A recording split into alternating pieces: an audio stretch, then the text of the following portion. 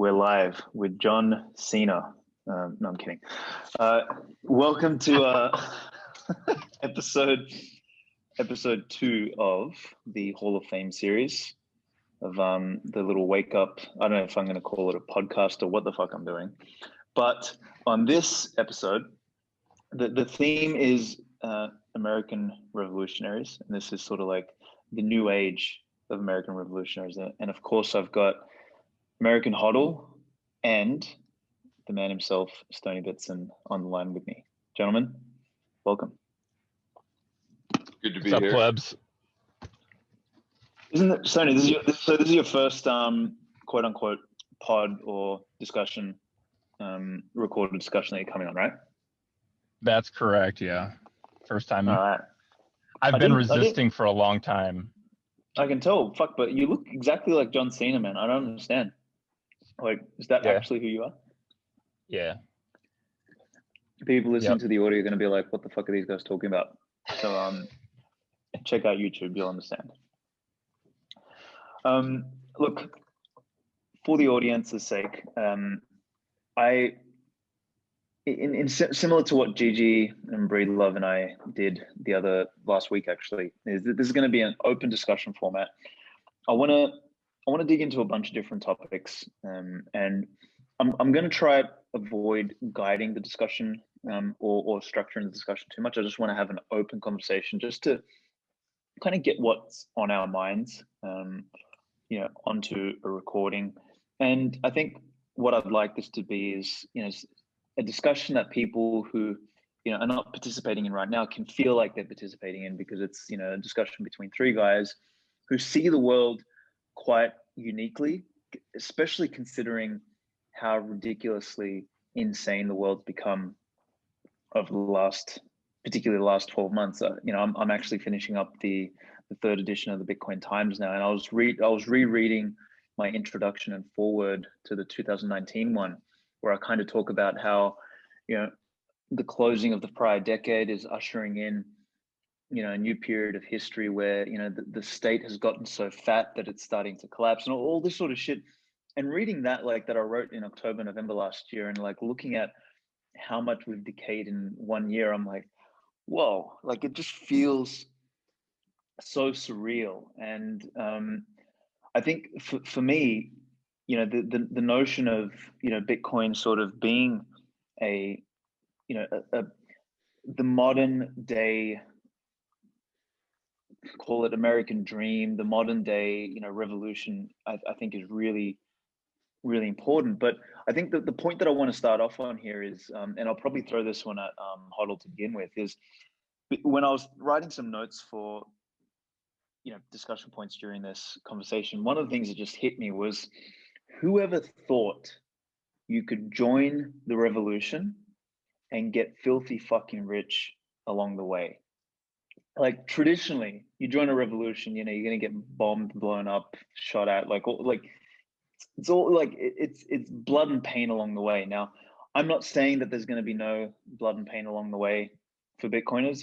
There's a high possibility of that, but just particularly in the last month or two, what we've seen with Bitcoin, sort of this isn't even, it feels nothing like 2017 when we were around these price levels, because 2017 just felt like a straight up mania.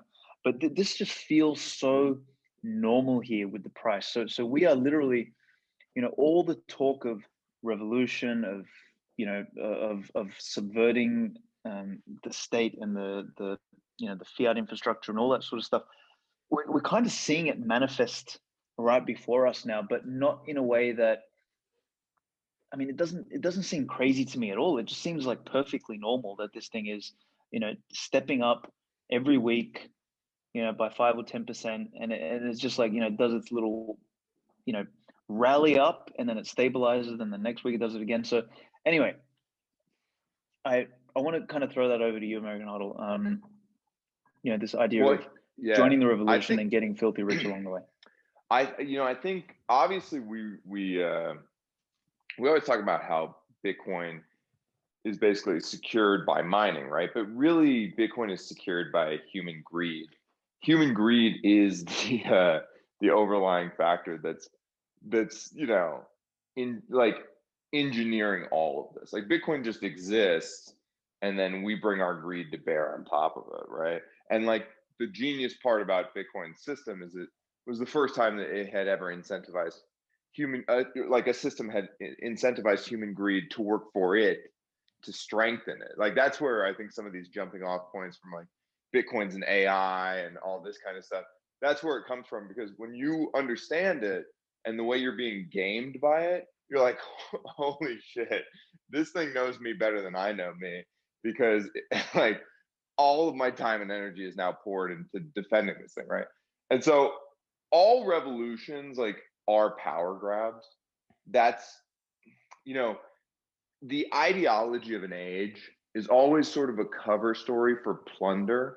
And I think the difference with Bitcoin, like, is the fact that we can do good for ourselves and do well for the world in terms of Bitcoin. So that greed incentive mechanism is a positive feedback loop that helps everybody. Like hodlers rise the tide for everybody, and so all boats are lifted up, right? So like I think it's a very and it's a peaceful revolution. So this is the first time, you go back through all the decades of, or all the centuries and centuries of fucking what the fuck? It's early here. When a currency changes, when a currency dies.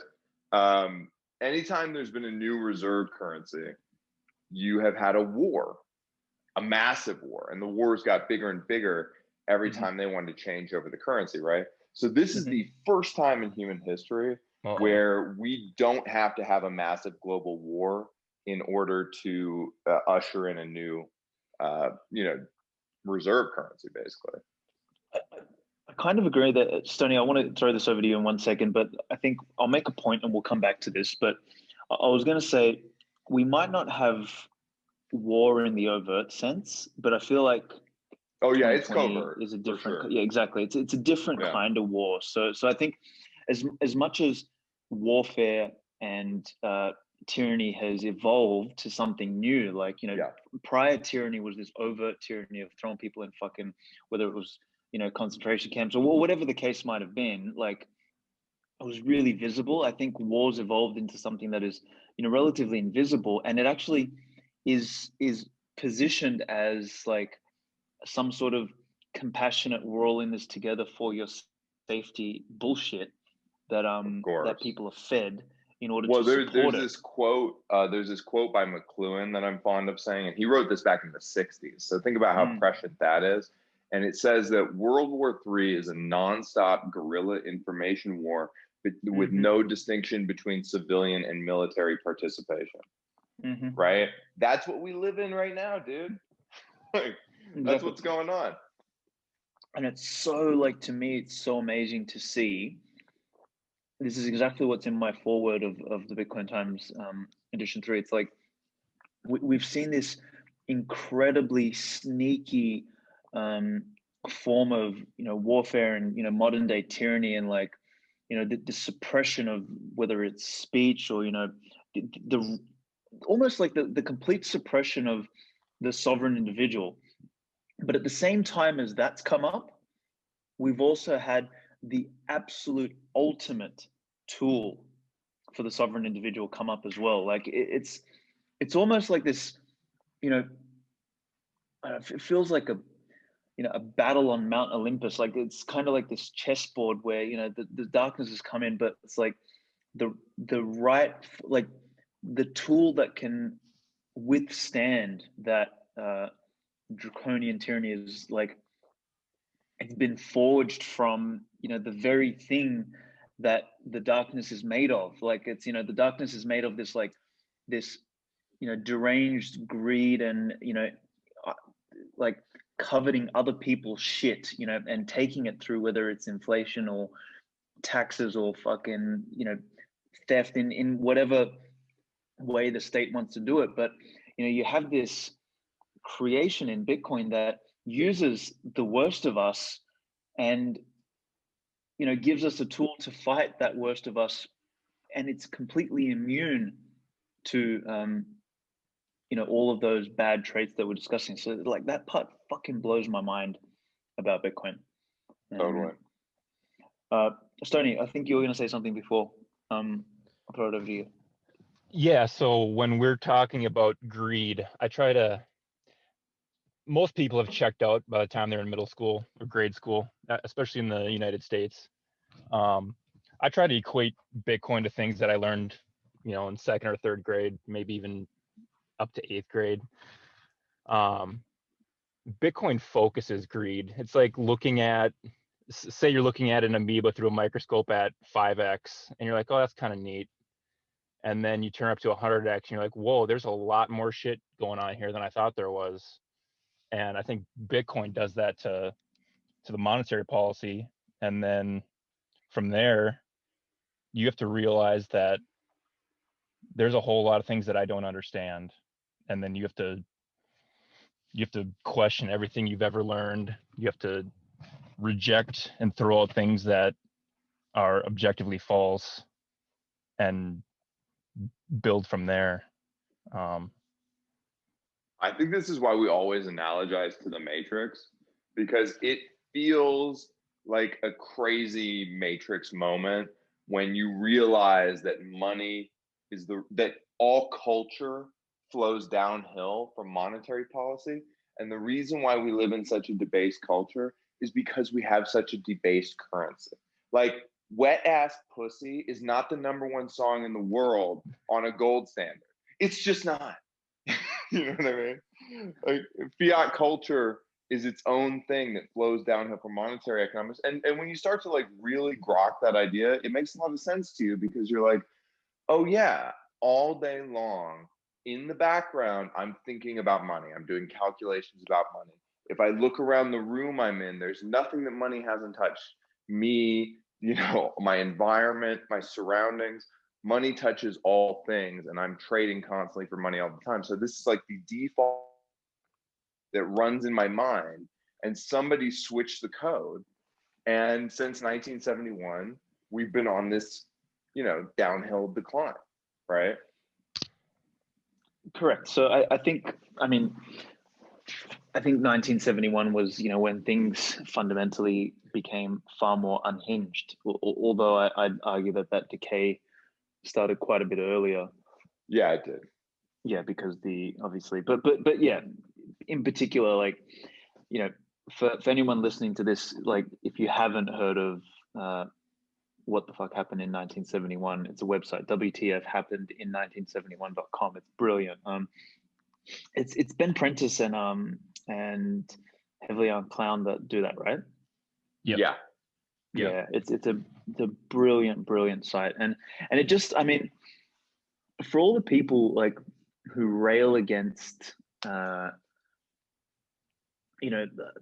poverty and like all this sort of stuff, like, these, I guess, problems in society that people, that are in their own, way tragic, that people kind of impacted by us, and it generally, like, to give the lefties and to give the commies their due, like, it comes generally from a place of compassion. But the problem is when you take compassion and you approach, when you layer compassion with stupidity, you end up actually making it worse for those whom you have compassion for. And like this is sort of like, look at AOC, who's like a big deal on Twitter, right? I think that honestly, a lot of Bitcoiners would agree with her diagnosis of the problems, but her solutions are batshit insane, right? So it's like, she's on the right track. She's compassionate. She knows that people are getting fucked over. We're all there with her. And then she goes hard left. We need communism. And then we're all like, no, bitch, that's not what's going on. Yeah, exactly right. So the beginning Sorry. stages of the beginning stages of communism and socialism are always easy, because it's a big fucking party, and apparently everyone's invited except for people who want to make the hard decisions. And Exactly. Yeah. Well, it has to see what communism and socialism needs. I was actually having a conversation about this with Elena Vernova a couple months ago, and she was talking about how, you know, because she's from the Czech Republic, and you know her family grew up, you know, in those times, and I mean, my parents are originally from Macedonia, so you know, I was there a little while ago and speaking to some of the old family there who grew up there, and the grandparents and stuff like that, and they all talk about a time, you know, back in communism where things were, you know, more peaceful, and everyone had a, you know, an amount that they, you know, they were kind of happy with their lot and all this sort of stuff.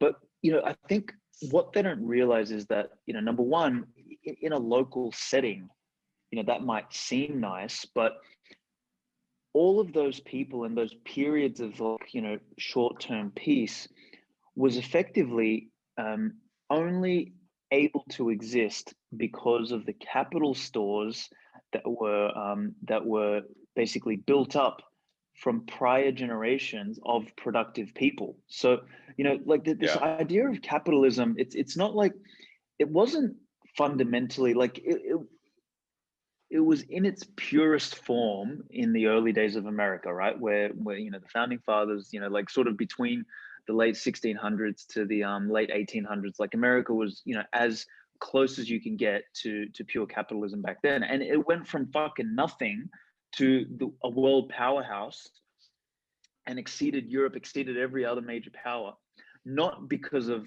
you know, slavery, like some of these, you know, clowns say, because if that was the case, Brazil would be 3 times more powerful than America, because, you know, fun fact for all these, you know, SJW losers out there, Brazil imported 3 times more slaves than America ever did. So, and you know, it didn't abolish slavery until long after America.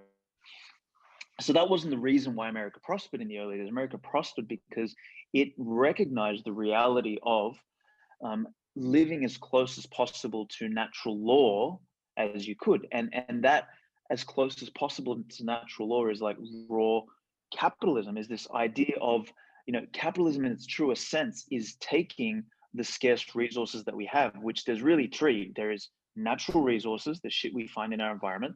There is our time, that's the other fundamentally scarce resource, and then there's our energy. And Right. capitalism is the most efficient use of those things. And what happens is, throughout society during different periods, people have found more efficient ways to use those three resources and build up stores of capital.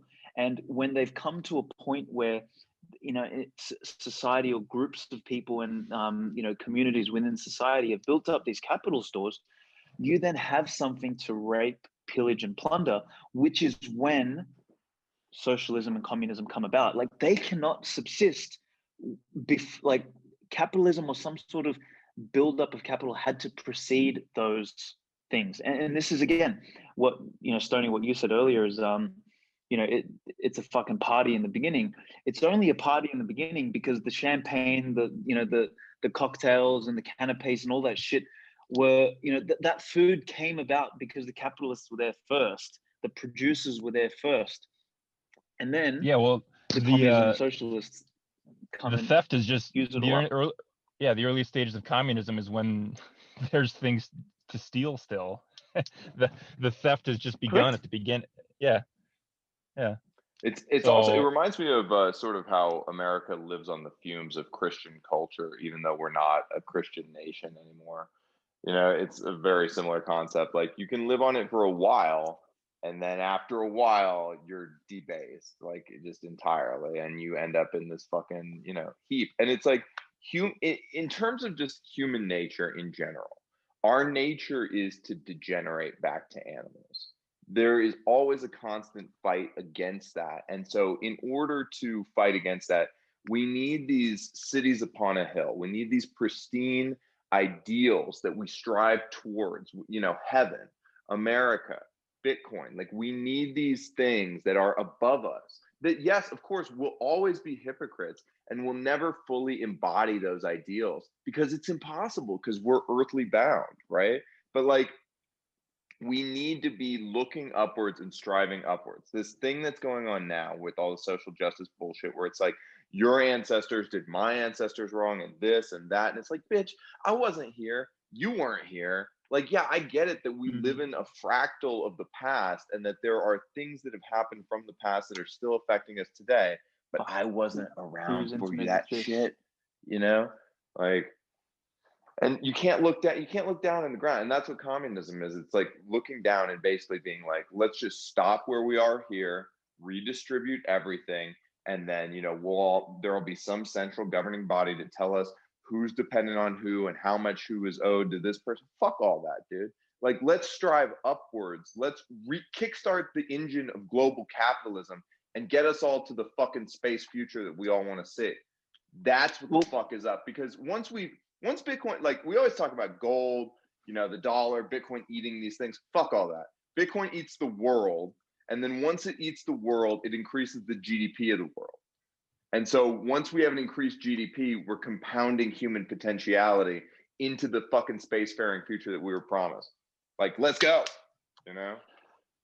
Dude, I think one of the points you touched on there, I think, is real prescient. So you guys have obviously seen the meme recently with that. I always forget the name of the founder of SoftBank. Is he a Musashi or something? Or I can't remember his name. Absolutely wrecked. Just destroyed himself. Yeah, like wrecked himself. Yeah, 200 million into Bitcoin, and then, you know, sold it at 130 million. Sold the bottom. Yeah. Clown show. So I guess, you know, what I call that is, see, when people say, oh yeah, you know, capitalism doesn't work because, you know, wealth gets concentrated. It's like, no. Capitalism works because wealth redistributes naturally because of innovation, contrarianism, and, you know, new frontiers. And that example there of a guy who's worth billions, who was, you know, he was backing fucking all the A players that, you know, that were like, from your fucking Ubers to Airbnbs to whatever, right? He got wrecked. And where did that wealth redistribute to? It redistributed to plebs like us who were there, you know, on the other side of the order. You know, when he was selling his $200 million worth for 130 million. So, Alex, I want to touch on this real quick. You know why I think that guy got fucked and why the VCs in general have a hard time playing this is 24/7, 365 liquidity. Because that's not what it's like when you take a venture bet. When you take a venture bet, you're locked in until the bet comes to fruition, right? But when you have Bitcoin, you have exponential gains and you have the ability to sell at any time. And so these dudes just have fucking weak ass baby hands caused by the fiat system. Like, they don't have the internal discipline. Every day I wake up and I make a decision to hodl. Every fucking day. Okay. I look at the price when it's exploding. I make a decision to hodl. I look at the price when it's collapsing. I make a decision to hodl. You know, these guys, they don't have that because they're fucking weak.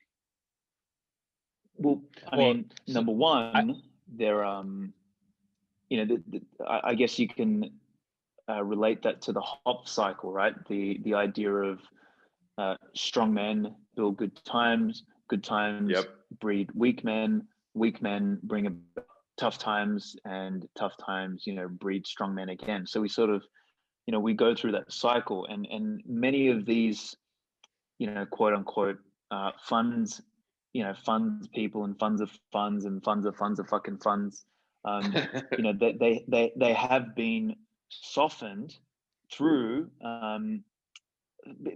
I think it's a large part of it, though, is, again, it's because capital these days does not chase innovation because of need, right? Like, fundamentally, like, if you look back at the early days of America, right, things that were getting built were things that people fucking needed, right? So, like, people needed to get from point A to point B. So someone flattened out, like, you know, between point A and point B, and, you know, they built a private road, for example. Like, you know, people needed to, like, move around, so someone went to build a carriage. Like, innovation was driven fundamentally by need. These days, I don't think innovation is properly driven by need anymore. Innovation is driven more so by yield and excess capital. So you've got all this free floating money everywhere, and this kind of actually ties back to what you said earlier, HODL, about fiat society, right? Is that fiat society softens everything, and it deranges the way we allocate resources. And this is why I tell people, like, we haven't had capitalism in like 200 years, for fuck's sake. This, you know, what we've got now is not capitalism. What we've got now is some stupid, you know, Ponzi game where you know, we're building, like, I mean, I saw this thing from Product Hunt the other day in my inbox. It's like, you know, Snapchat is now trying to be TikTok, and Instagram's trying to be Amazon, and Amazon's trying to be, I don't know, someone else. Like, it's like we're playing musical chairs. We're not building anything of value anymore, like nothing that people actually fucking need, because there's all this excess capital chasing stupid shit that people don't want, don't need, and can't afford. But it's, well, like look at the Great Depression in America, right? We had a series of regulators who had much more of a capitalist mindset, and they said, like, let's let everything fail, right? I mean, if you were a company and you didn't have the resources set aside, and or you overextended yourself, you got caught up in the hype, just let them all fail, right? And then that caused a fucking collapse of the economy. And people will say that that was, you know, terrible, and they'll never let it happen again. That's why they'll do all the printing and everything. But think about the psychological scarring that took effect. I mean, like, my grandparents were so scarred. My grandmother used to save, you know, old plastic garbage things from Chipotle, like the container that Chipotle comes in. She would save them because it's like, oh, you never know when you're going to need them, you know.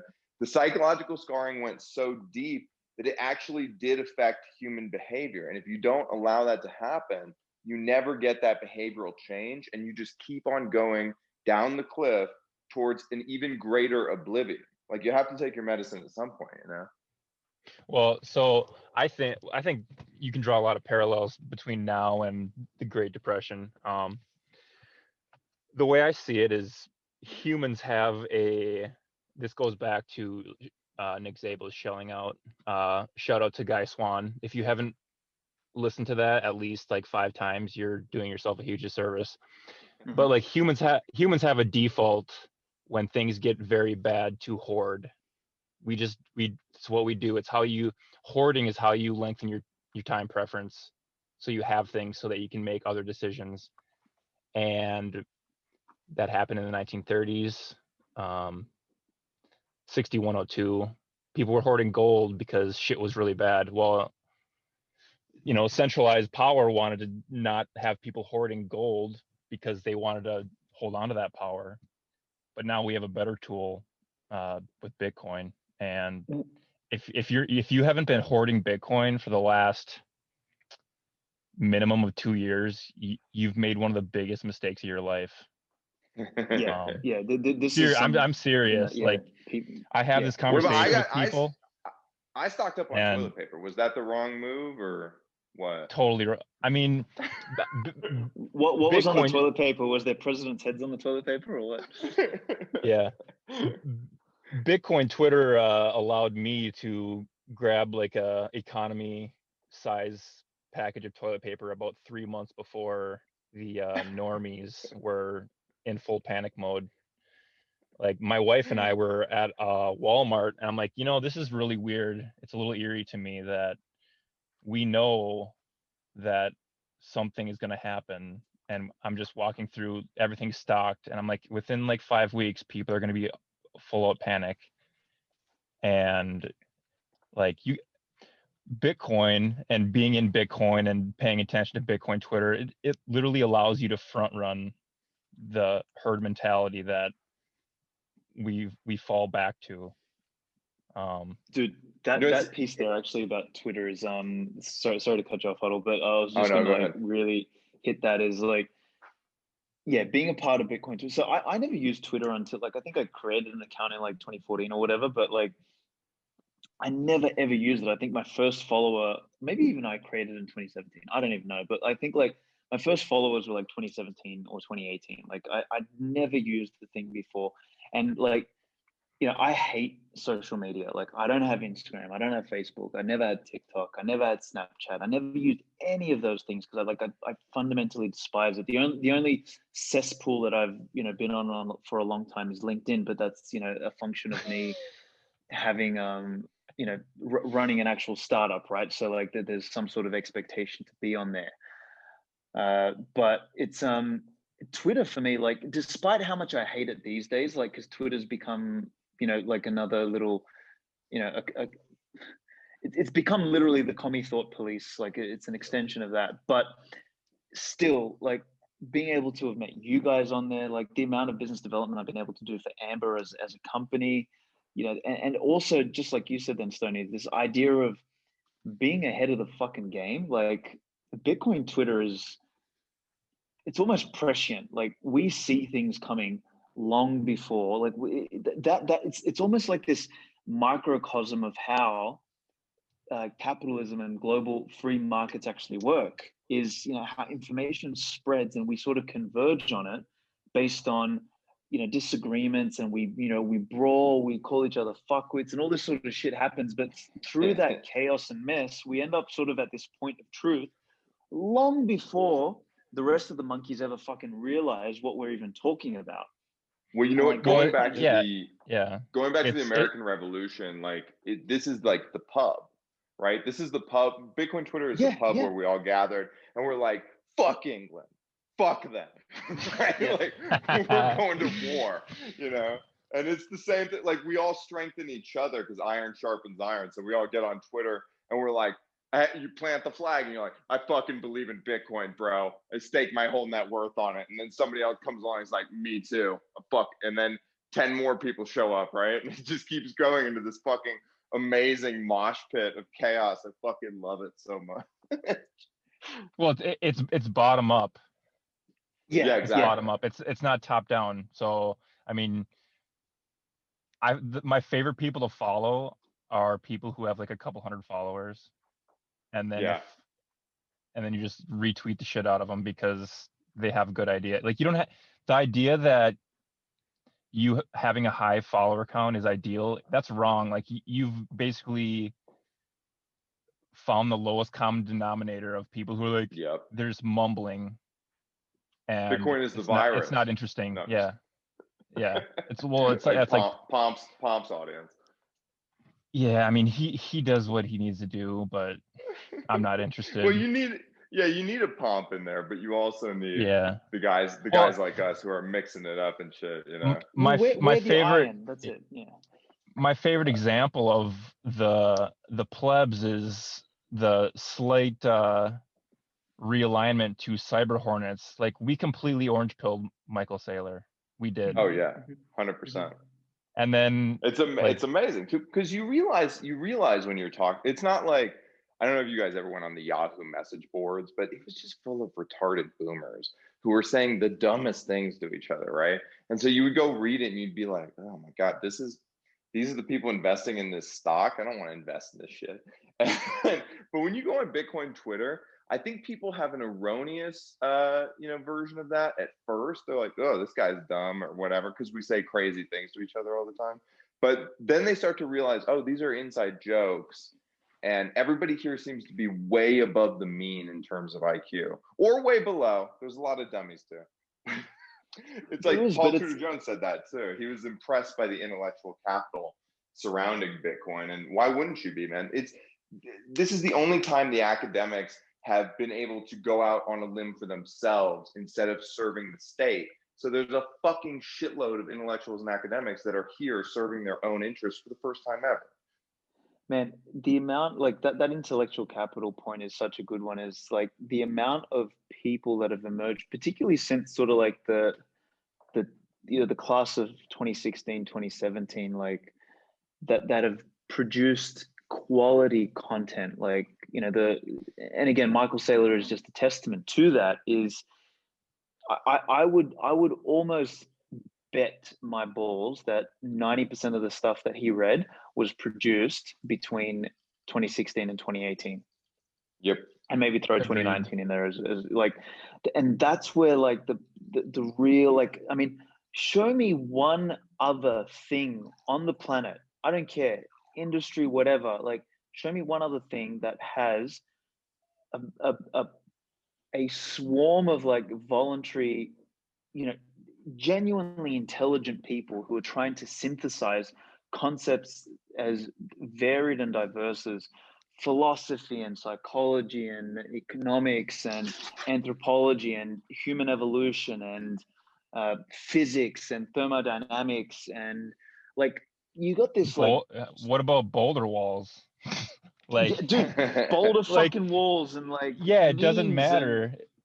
It's the With- medium of exchange, like, you know, our store of value, medium of exchange, and unit of account is what we have in common, and then we can branch off into our own specialties or whatever we're Dude, good at.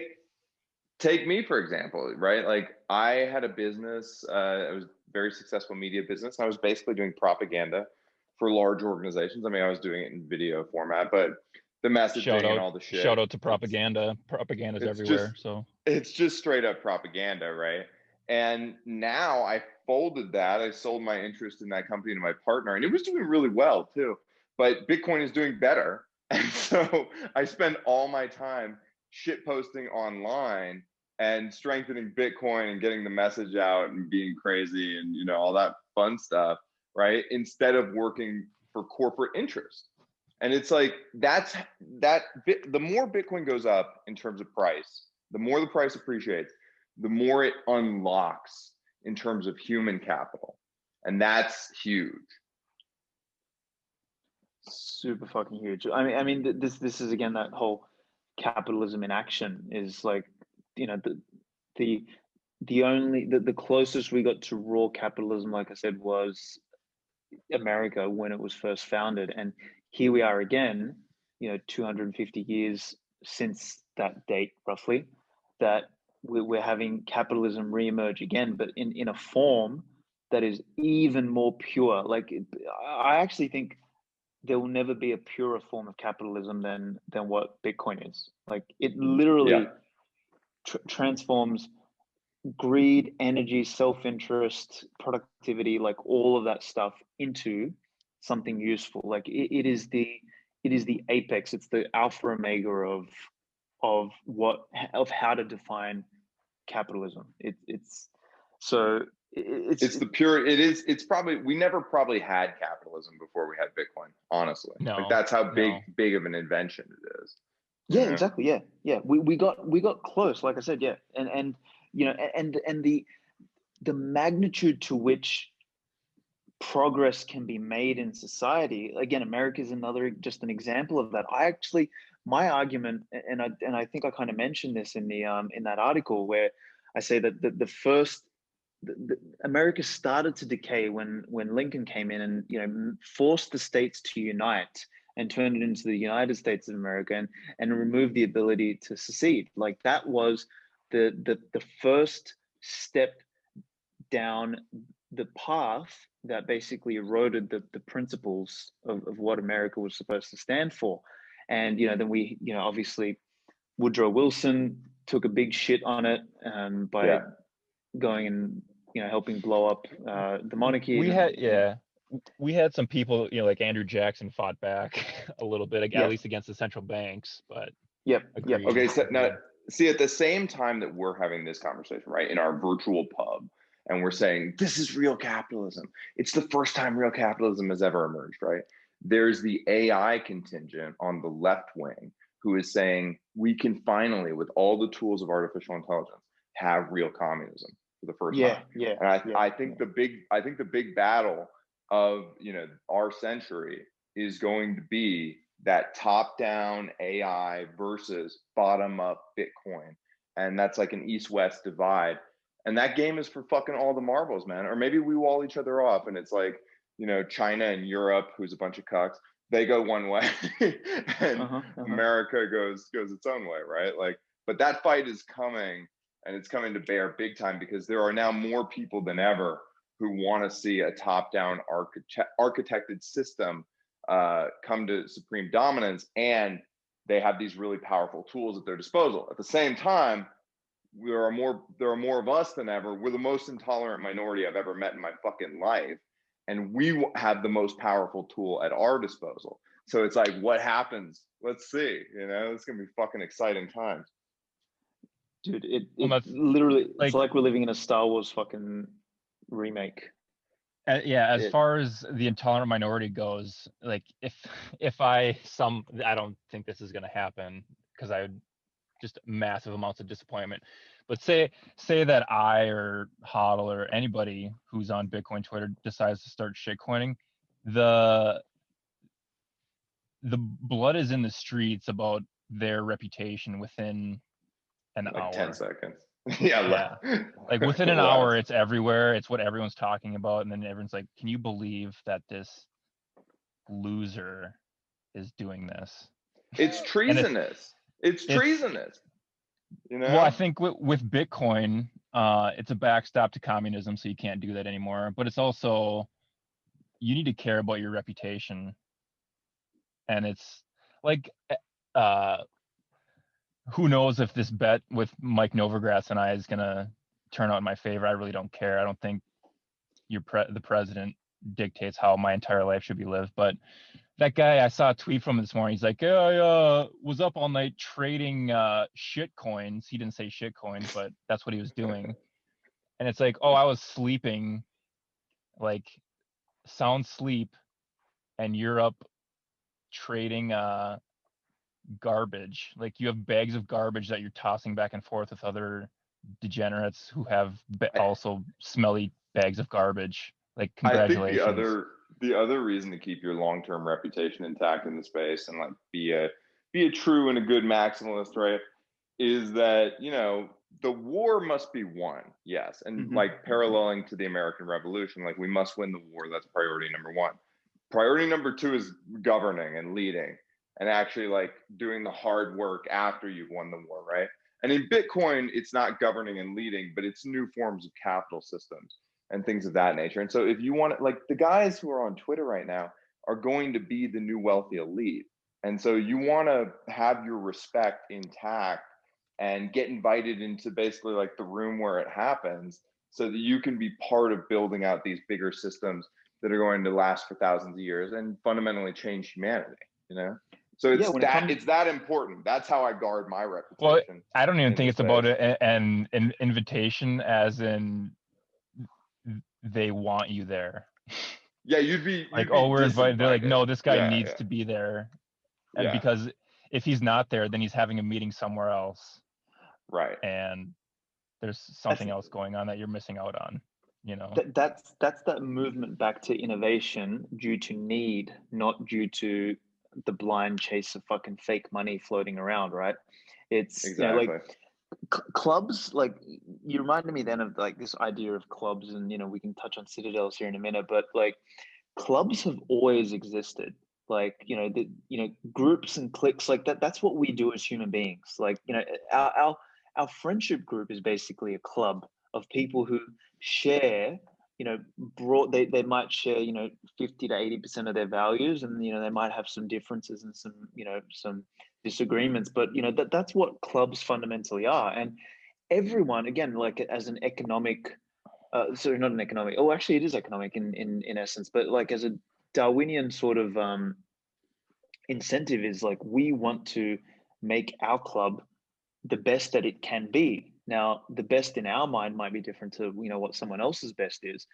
But when it comes to rebuilding later, I know that when, you know, I don't know if I've said this before on a pod, but my goal is to build Amber up, you know, get it to a point where, you know, it's either completely self-sustaining and sort of, you know, moves towards becoming a Bitcoin bank, or I don't know, maybe I sell it to Michael fucking Saylor and, you know, they run it for marketing strategy. And, you know, I want to spend 4 or 5 years writing a bunch of books. I've got about 12 different books and topics that I want to hit on, from everything ranging from entrepreneurialism to economics to, you know, history and evolution, all this sort of shit.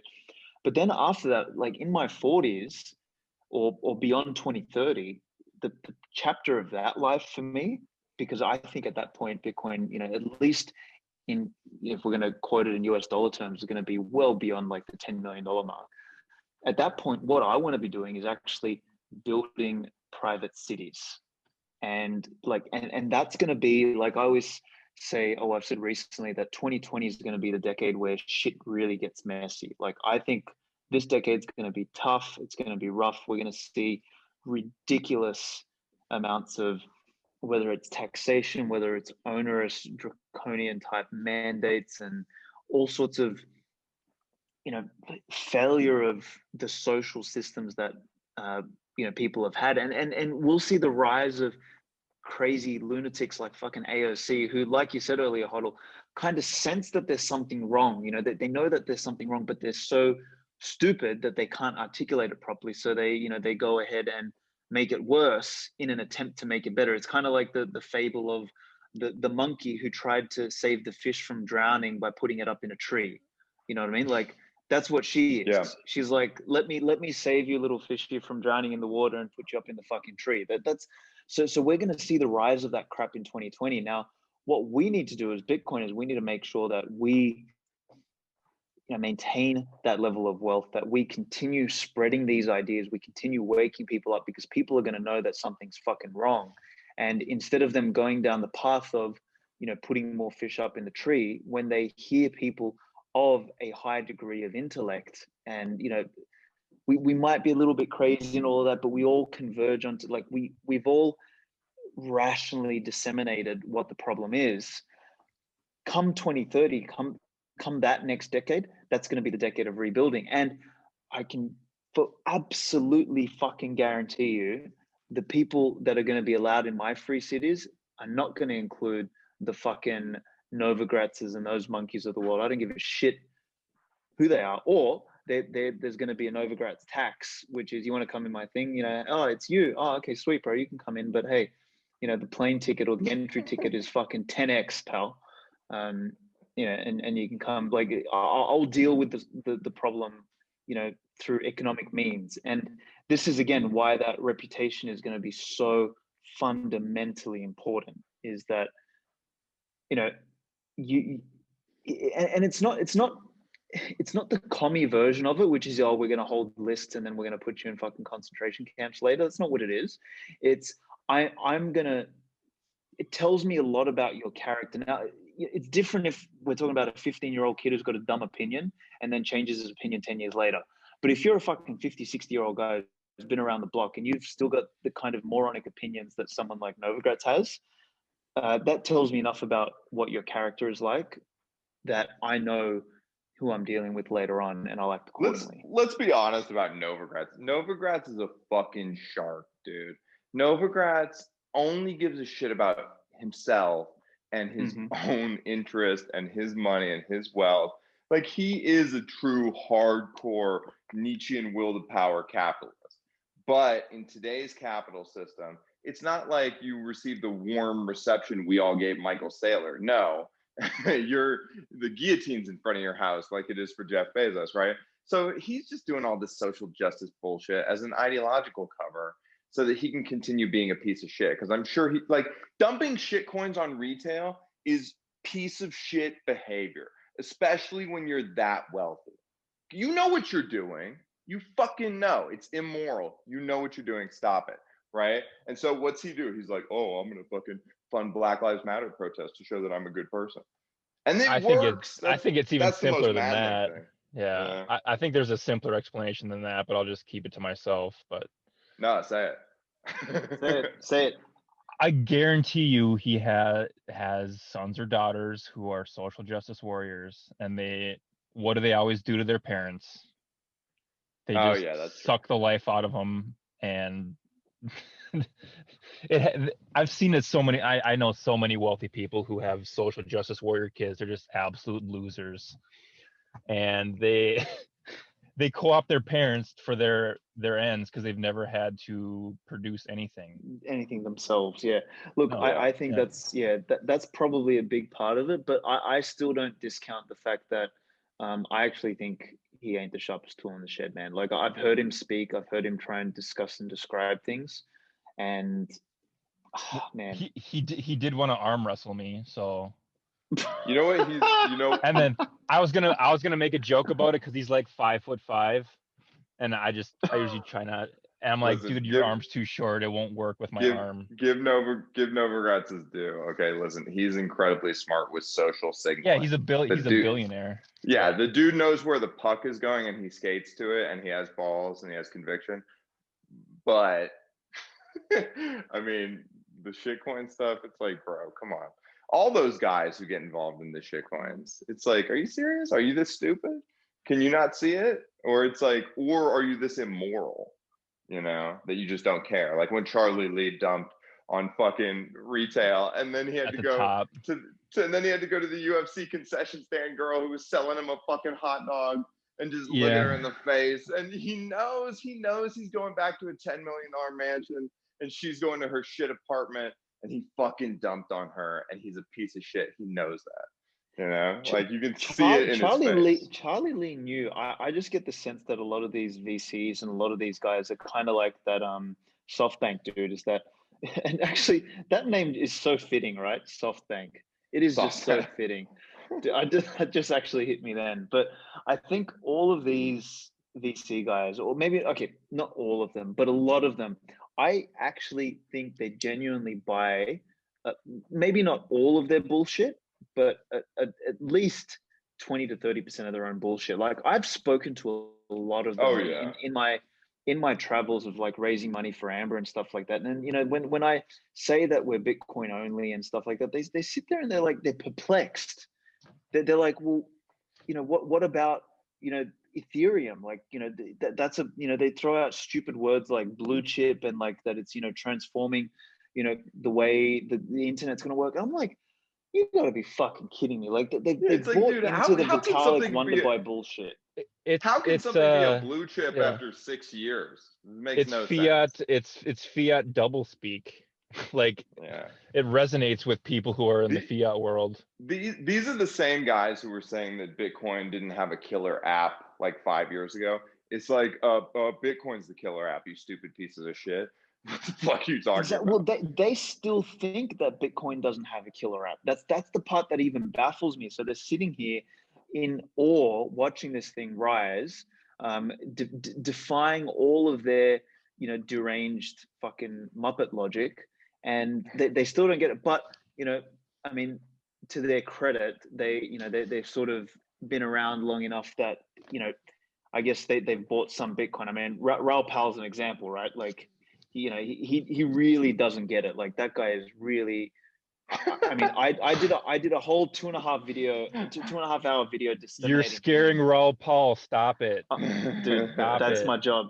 That's what we should. I'm going to rename this fucking podcast. I'm just going to call it "Scaring Raoul." Episode 2, "Scaring Raoul Pal." Fuck American Revolutionaries, because this guy, man. Like, I mean, ever since I first watched Real Vision, I mean, the only thing that gave me some hope for that channel in the early days was Kyle Bass, because Kyle Bass is actually a sharp motherfucker. But Raoul Pal was just like an analyst at Wall Street who was a failed analyst. So he went and started his his show. Like people who call him a billionaire and stuff. He's not that. Like the guy's one of the perma bears who was wrong for 11 years straight, and finally was right for 4 weeks during the March crash. And then he was adamant that this was just a bounce and that we would crash again. But here we are at all-time highs. Like the guy's wrong about basically everything. So when I see people like that sort of come in and, that they kind of get Bitcoin a little bit, they kind of get it through their lens of, I guess, their preliminary understanding of gold and sound money. So they kind of buy it as this hedge against inflation. But that's the extent of their understanding. They don't sort of grasp it any deeper. So then they sort of end up in their little echo chambers where they start talking about, Ethereum and, whatever it is, their tribalism. Yeah, exactly. And then that's how they have to justify their inadequate grasp of what Bitcoin is by pointing at the zealots like us and say, oh, they're toxic, or they're a bunch of tribal maniacs and all this sort of stuff. And for me, I mean, by the way, it's also like good luck launching an attack at a Bitcoiner. It's like, you're toxic. Yeah, it's like you're a religious fanatic. Totally am. Can you hear me? Yo. What the fuck? Can you hear me? I can hear you. Oh, Alex just can't hear me. But it's like, HODL and I can keep talking. It's all good. Anytime they launch an attack, right? It's like fucking, Yeah, you're toxic. You're a religious fanatic. You're a Bitcoin supremacist. What else you got? Like, yeah, I'm all those things. Like, keep lobbing the attacks. You know, Yeah, it's I'll like, take on whatever shitty attack you got. I'll take it on. I'll wear it proudly. it's like, so I Bitcoiners try have to almost equate, become like Bitcoin. yeah, I try to equate just like to Go things in on, the Stoney, you physical go first. world. So like when people attack Bitcoiners, we usually end up taking it and hijacking it. So like I'll take an insult or a Bitcoin, like it's like pole vaulting. You take the insult and then you like just completely grab onto that thing and you just launch it as high as you can. Yeah, And then exactly. it's like, That's maximalist in the first place, was Vitalik insulting us all. And we were Yeah. like, that's our new name. That's our credo. We're maximalists. Fuck off. yeah. I can hear you guys again. So I think, yeah, to your point, Stoney, there's like Bitcoiners have become like Bitcoin. Like everything that gets thrown at us makes us stronger. Like call us whatever the fuck you want. Like we'll don that. Like it's funny. It's funny the kind of people that it attracts. Like, you know, because dudes like you guys, like I have always seemed to find myself in these kind of circles. It's like it's that, you know, the proverbial alpha male kind of persona almost is. Ever since I was, I guess, I went through phases where I was really timid as a kid because I'm naturally introverted and stuff like that. But life and the difficulty of life and the difficulty of being out on my own and having to build myself up from scratch, like that forced me to like basically man up, right? Like I didn't have anyone to give me a backstop. I didn't have a rich mummy and daddy to sort of, you know, help me out when times got tough. You know, my dad beat the fucking shit out of me. He threw, you know, rocks and bricks and fucking you name it at me, like, you know. And you know, I sort of grew up hard, and the benefit that gave me is that, you know, when I was older and people would, you know, call me an asshole or something like that, I would don that stuff like a badge of honor, man. I'd be like, yeah, man, you know, I'm Alex the angry asshole. Thank you very much. Like I appreciate that. And and like when I first really discovered Bitcoin Twitter, I was like, friends, family. Like, there's other people out there like me, and like, oh, seeing dude, you guys as well. Like, I put it wild. on Bitcoin Twitter once. I was like, yeah, I took a personality assessment test, and it says that I'm 98th percentile disagreeable, which means that if there's 100 people in the room, there's only 2 people more disagreeable than me. And Justin Moon showed up and was like, I'm 99th percentile disagreeable. Go fuck yourself. And I was like, of course.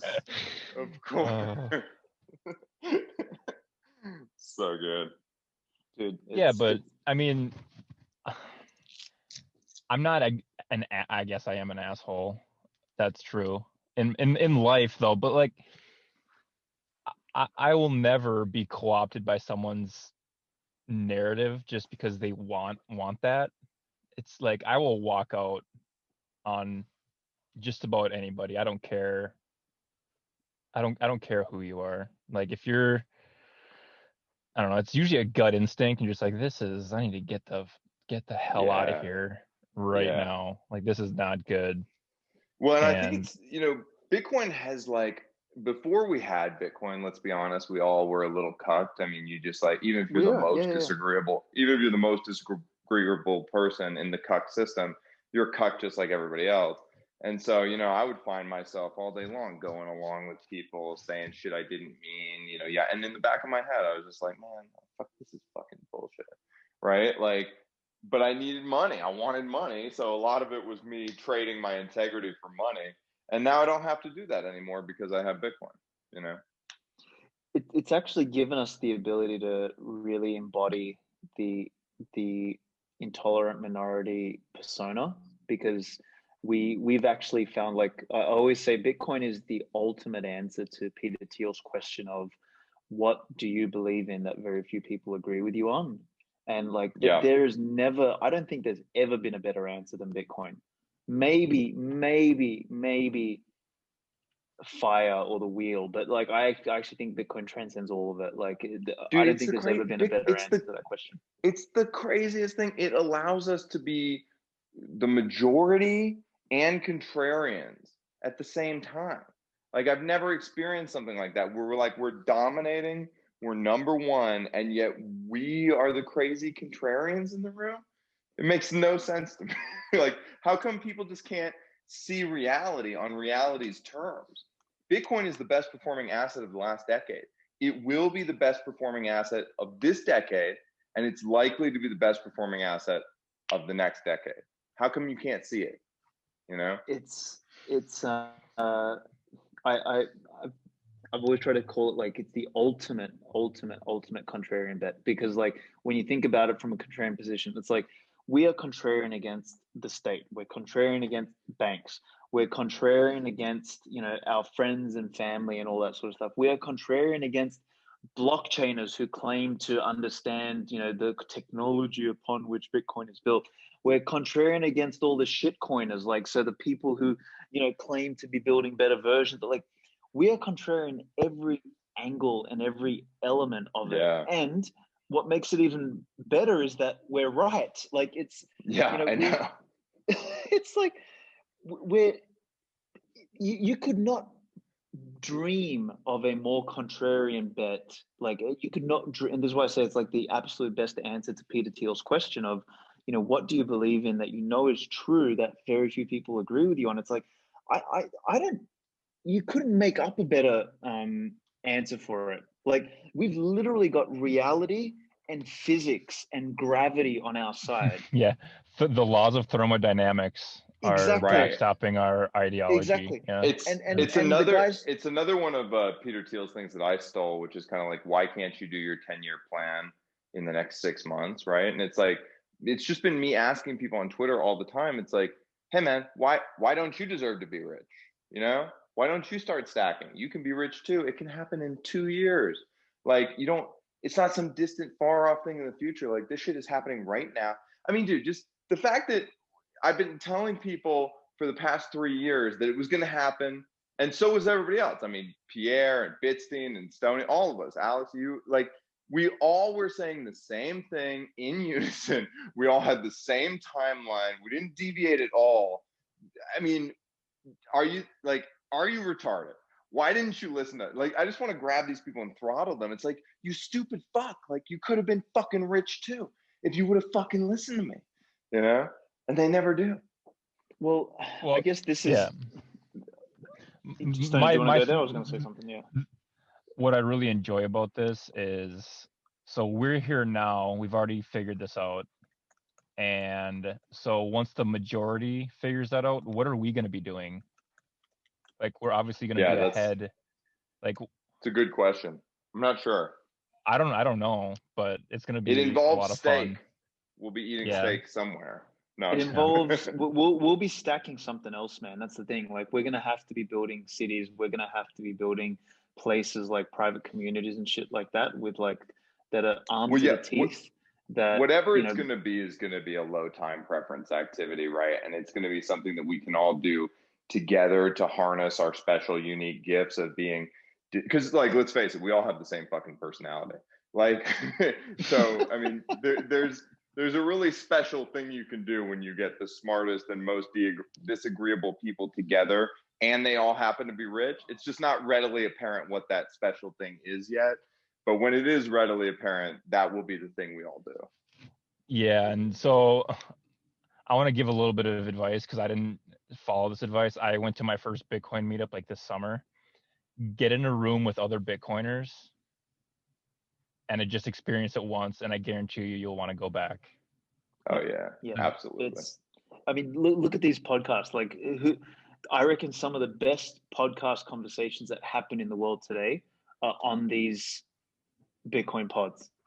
Seriously, like, you know, these kind of discussions don't happen very often, and like that is exactly like when you think about what a Bitcoin future might look like and what, you know, what kind of conversation might be going on in these citadels. This is the stuff, man. Like, I'm like, I know, people think I'm crazy when I say, look, you know, I want to build cities and stuff like that. But that's like, what is a city but a collection of individuals who are pursuing their own happiness and their own meaning and their own goals in life. And that's like what we're going to have to rebuild as this, you know, clusterfuck of an edifice starts to fall down around us. Dude, when I heard you say that, I was just like, oh, cool. Alex is going to build cities. I'll go visit one when he's built it. Like, that's where I go in my mind. I don't even have a doubt in my mind you'll do that. You know what I mean? Dude, Like, you'll be buying fucking streets in this city. I'll be like, yo, HODL, fucking, you know, I've managed to take this off this government because they went broke. So we've got all this land and we need to build some shit here. Do you want to send, you know, half a Bitcoin over and you'll get this whole fucking parcel of land and let's build? Like, that's literally what we're going to be doing. We're all right. You got to name it Big Titties Boulevard because that's just how it goes. But dude, that's what it's going to be. I think fucking Bitcoiners will be doing basically Renaissance shit. Like some of them will be building ornate buildings. Some of them will be building private cities. Some of them will get really into, you know, literature, strengthening economic arguments, like all sorts of the bottom up things you need to have for a strong and prosperous sort of 1,000-year global society. Like that's what Bitcoiners will be interested in. And it's so multivariate. There's so many different avenues you can do to like set the world straight. And even just building yourself a beautiful home is setting the world proper, right? Like just build yourself a beautiful traditional piece of architecture, not some glass box, you know? Home, a family. I mean, think about how education is going to be revolutionized. I'm actually writing a piece now called "What Has the Government Done to Our Education?" And you know, the idea there is that education is not like schooling is not education. Schooling is just state indoctrination. That's effectively what it is. So it takes malleable, impressionable young individuals whilst they're, you know, 5, 6, 7 years old, and it beats the individuality out of them for 12 to 16 years, and like in Europe for fucking 20 years because people just keep studying and doing their masters and PhD and all that shit. So it beats any semblance of fucking brains and individuality and critical thinking out of you, and you know, plops you out on the other side to sort of fend for yourself. Whereas, you know, the kind of future that I see of actual education is, you know, parents who are working in their, you know, in their own and in their child's best interest to kind of pick an a la carte, you know, selection of, I'm going to, you know, throw my kid into doing a little bit of English, a little bit of math, a little bit of science for his first year in kind of like specialty institutions that kind of specialize in each of those subjects and topics. And then the next year we'll come back and reevaluate, see what they're naturally good at, maybe throw a little bit of music in there, throw a little bit of literature.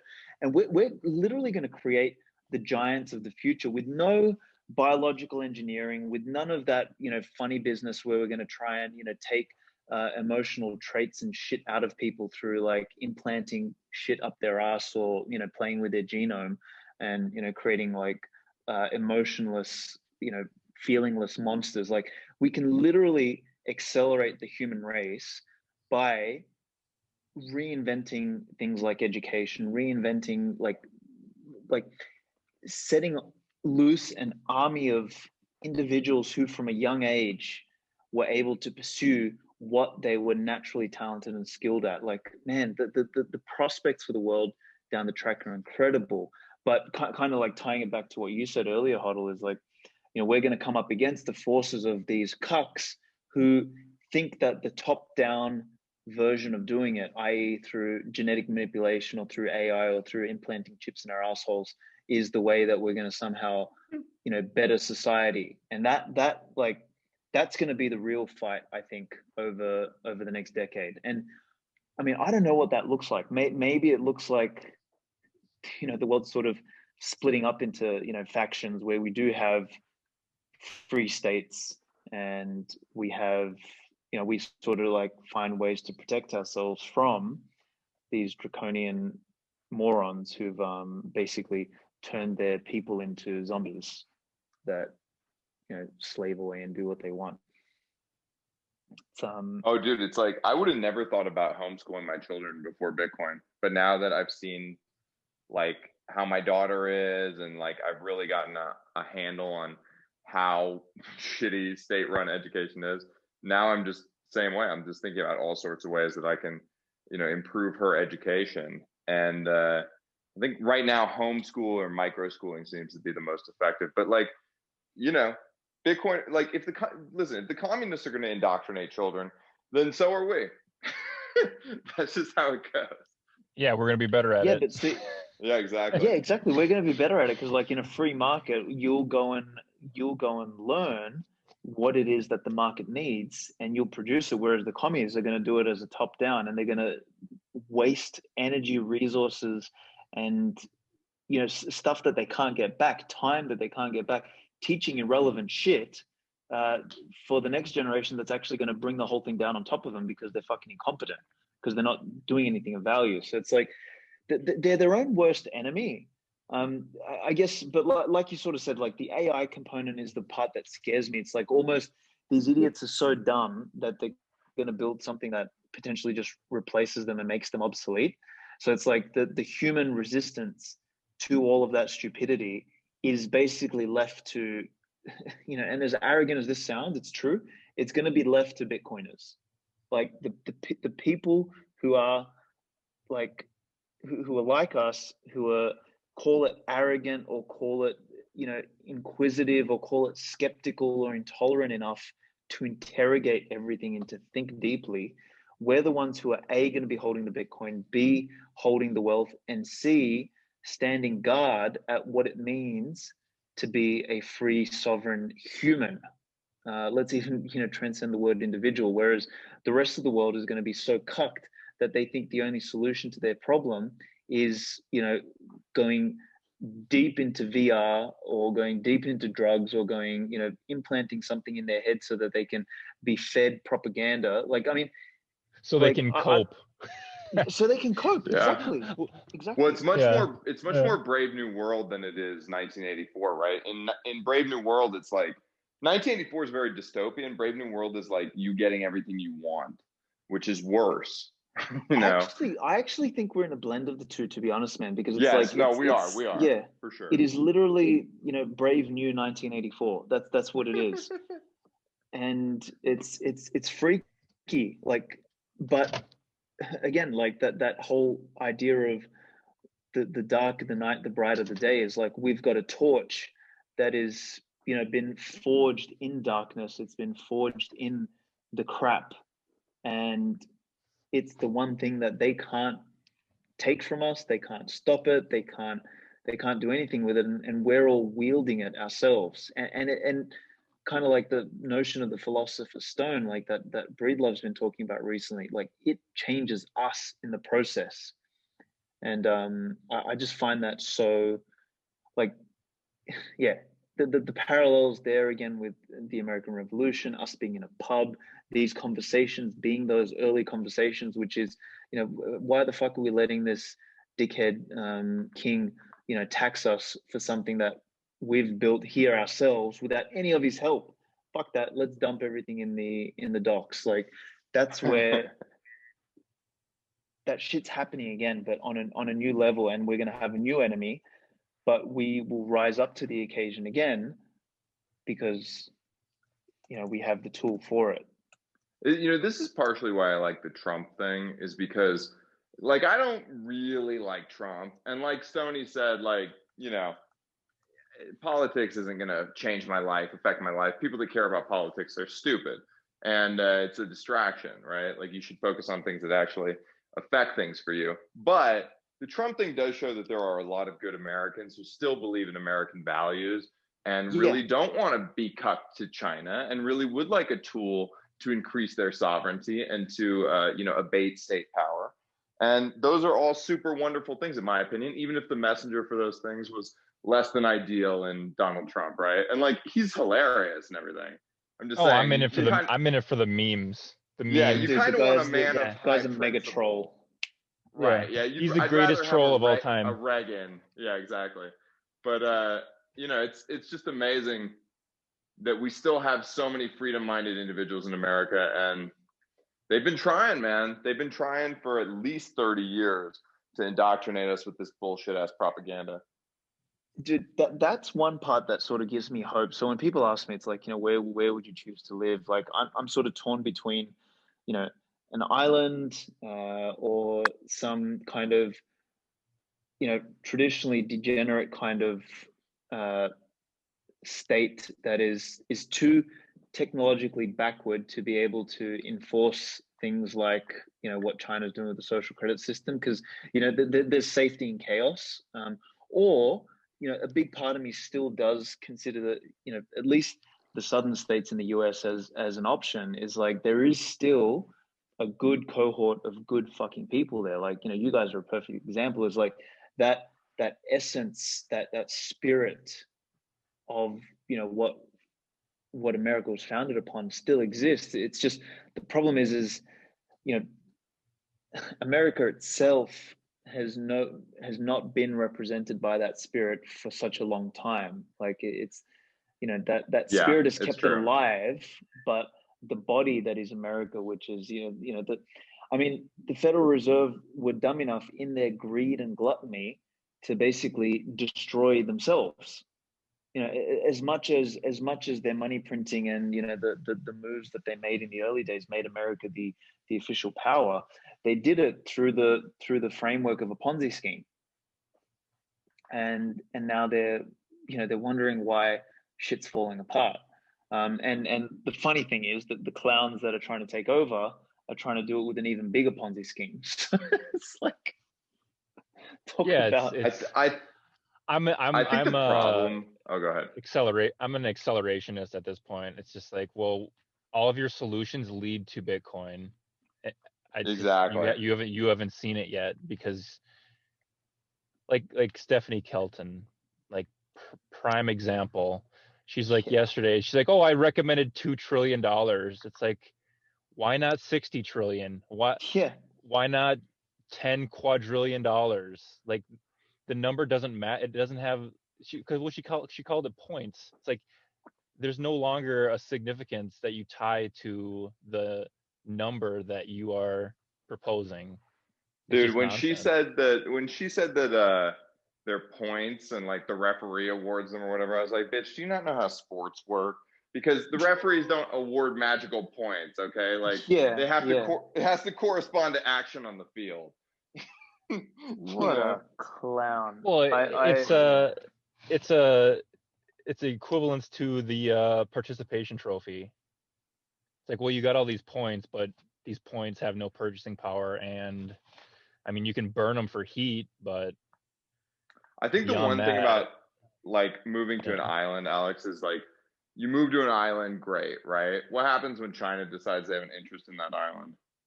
Yeah. You know? Yeah. That's the big problem, is like, America is the Alamo of the world. It's where we make our last stand against fucking AI communism and shit. And if it falls, it falls. But I'm going to go out swinging. Not physically, because what are you going to do with a gun?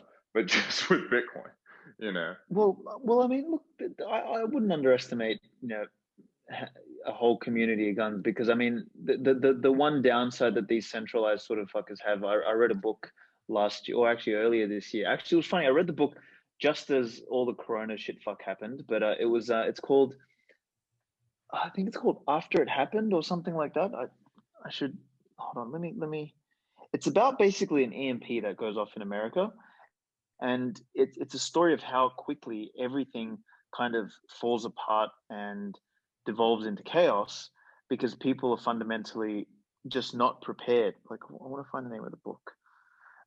But effectively, I think where these larger scale things will fall over, and I guarantee you that the first attempt at AI and everything, it's going to fuck up. Like, these idiots are going to kill themselves. Oh, of course. The problem is there's a potential that they'll take us down with them. So we need to. I mean, think about it. The USSR nuked itself. Yeah. That's what I mean. These incompetent morons. The danger is, like, I don't care if they, you know, blow themselves up. The danger is that they blow us all up in the process. So that's kind of why, I do think, though, that the Second Amendment has been neutered to like a crazy degree, and like, it's really not a viable path. It's a nice nuclear option to have, but like, look at what they've done to Kyle Rittenhouse, right? Which I saw all those videos on Twitter. The kid's clearly innocent. You know, you can maybe disagree about the first shooting, but the second and third shooting are 100% justified. And they're attacking him using liberal DAs and shit. So it's like, really, Bitcoin is our only shot, you know? It is. It's not. It's no longer innocent until proven guilty. It's exactly guilty until by. proven innocent. Yeah.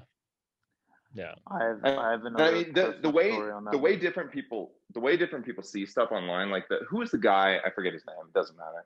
The guy who shot the Patriot Prayer dude in Portland, which was clearly a cold-blooded murder.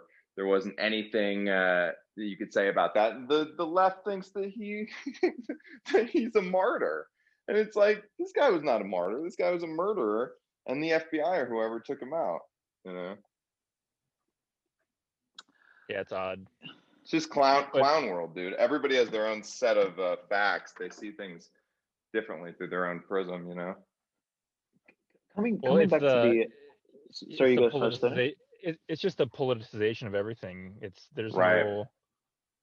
no order, or they just do Well, there's whatever they nothing. want. Yeah, there's nothing objective anymore. That's actually one of the ramifications. Like Ayn Rand warned of that in Atlas Shrugged. And basically her point in Atlas Shrugged is when we allow moral relativism to sort of permeate society, it becomes deranged because you lose touch with any form of meaning, because nothing actually means anything anymore. It's all completely subjective, and there is no right and wrong. There is no delineation. There is no guidelines. There is no borders. There's nothing. It's just Right. this homogenous mass of gray goo. And it was like AOC said something to that effect. I mean, from the opposing, not from the objectivist side, but she said basically she was putting up some dumb bullshit numbers on Twitter or whatever. People called her out on it, and she was like, yeah, it's not important to be factually correct. It's important to be morally right. And it's like, from your perspective, bitch. Like, yeah, well, that's subjective morality, exactly, because there's no objective truth related to it. It's just, oh yeah, this is what I think, and what you think doesn't matter. This is actually why one of the things I really, really, really, really love about Bitcoin. It doesn't matter what your stupid subjective projection or idea of Bitcoin is. Like, whether you think you're Craig Wright or fucking Roger Ver or whatever, you throw your subjective projection of what Bitcoin is, and if it doesn't align with objective reality, you get wrecked. And that's exactly what happens to all these clowns. And like, exactly. Bitcoin is the re-emergence of objectivist truth, and that's like, and it's funny because in a way, like, that objective truth allows us each in our own subjective capacity, because the only thing that is subjective is just how we value things, right? But and maybe the meaning we associate with things, but like reality itself is, and I don't want to get too far down a metaphysical rabbit hole here, because depending on what layer we look at this shit, we can argue that it's subjective or objective. But fundamentally speaking, when we interoperate, and when we do things intersubjectively, there has to be some sort of like, inches have to be inches for you and me in order for us to build a fucking house together. Because if my inches are different to your inches, we ain't building a house. We're building a fucking pile of rubble. Like, and Stoney, you would know more than this about all of us, right? It's like, objective reality exists. So there's no point getting too metaphysical about that shit. And that's what a lot of these lefties sort of miss, is they get so down the rabbit hole of mysticism and subjectivity that nothing is real anymore, and then they become nihilists, and then they think that chop off their penis and become a woman. Basically, exactly, because gender doesn't exist, by the way. No, seriously, exactly, when you get to the end of an empire, people get really, really deranged mentally. I mean, it's shocking to see unless you're living in it. But like, the fact that, like, I've spent so much of my adult life talking about trans people. Now listen, like, I'm libertarian minded. If you want to cut off your dick and buy a pair of tits, I'm cool with that. I don't give a fuck, right? But like, shut the fuck up about it. Why have I had to spend so much of my adult life talking about which bathroom you use? Bitch, I don't care which bathroom you use. Go into whichever fucking bathroom you look the most like. There you go. The end. You know? Yep. 100%. What a stupid society we live in, that I have to talk about trannies all day long. That is been the conversation online for 5 years. When human beings lack real problems, we create problems out of fucking nothing. Like, I don't know if you guys have read Viktor Frankl's book, Man's Search for Meaning. Yep.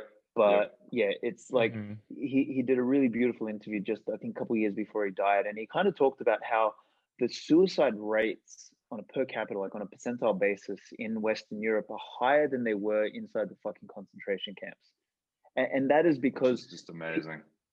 People have lost, people have sort of become so crazed with the idea of pursuing cheap, surface level, ethereal happiness as opposed to pursuing meaning and depth.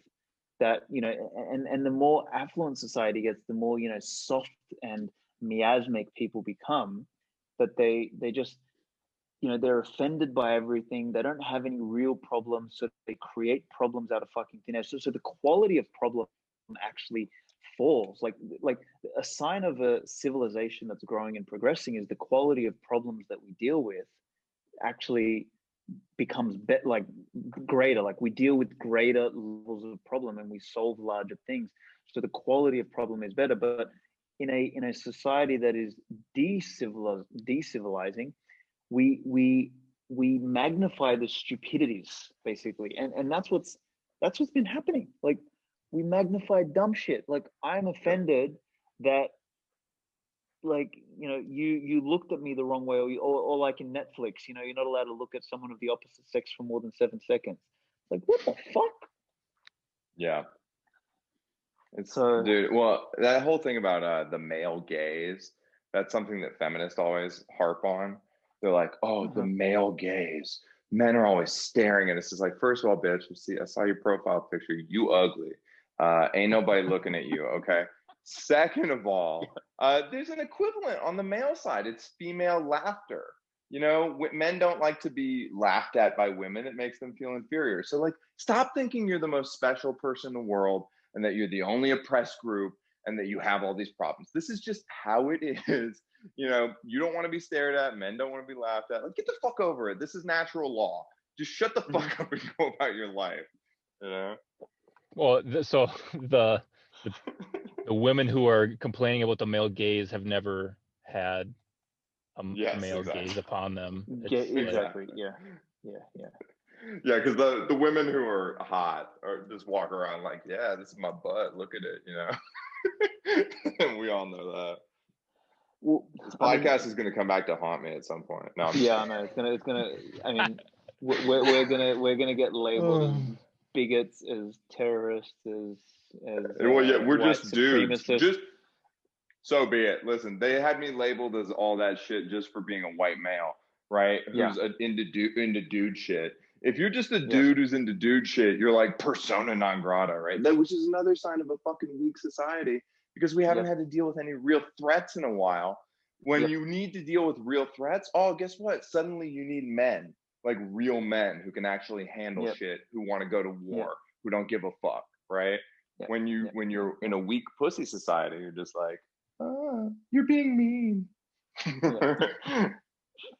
Wait, coming back to the being on an island versus America, I wanted to sort of put a bow on that one because I think like America being sort of the last bastion of hope, like I'm kind of still torn. And Stoney, I might get your sort of ideas on this, but I think in the reality that we're sort of facing, as society continues to derange with ideas of like that idiot Ray Kurzweil, wanting to like chip all of us because that's apparently how we're going to achieve enlightenment, by merging with the machines and all that kind of garbage. And the commies trying to build an AI to replace their own incompetent selves. Is it intelligent for us to sort of concentrate around America as like sort of the last land of the free, or does it make more sense that we all have our little islands and we're sort of spread out, like, so that you can't swat us? Like, I mean, does anyone have any thoughts on that? Because that's kind of like you need critical mass to revolt, but it's already happening.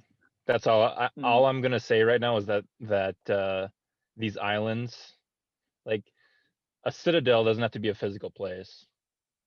Yeah, true. So all I'm gonna say right now is it's already happening. Beyond that, I really don't want to say much In a because lot of ways, a citadel, like the bubble of personal sovereignty that you have, grows out from you in order to surround you, right?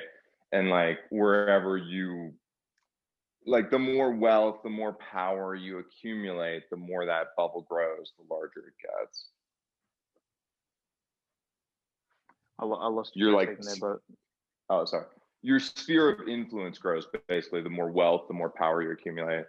And that's sort of your like bubble of sovereignty. And it grows out from you instead of actually being a physical place, I think. yeah. Okay, well then, so then how do you though transform that into, resistance against, for example, being chipped or being unnecessarily vaccinated and things like that? Yeah, that's the thing that's really tricky, because until we have a defensive technology, like you can defend your money, sure, but Yeah. you're a meat popsicle who walks around. So you can't really defend against attacks on your physical body unless you're going to play like whack-a-mole, right? Like you could just go around to different geographic locations. They want to chip you in this place or vaccinate you in that place. You just fucking bail.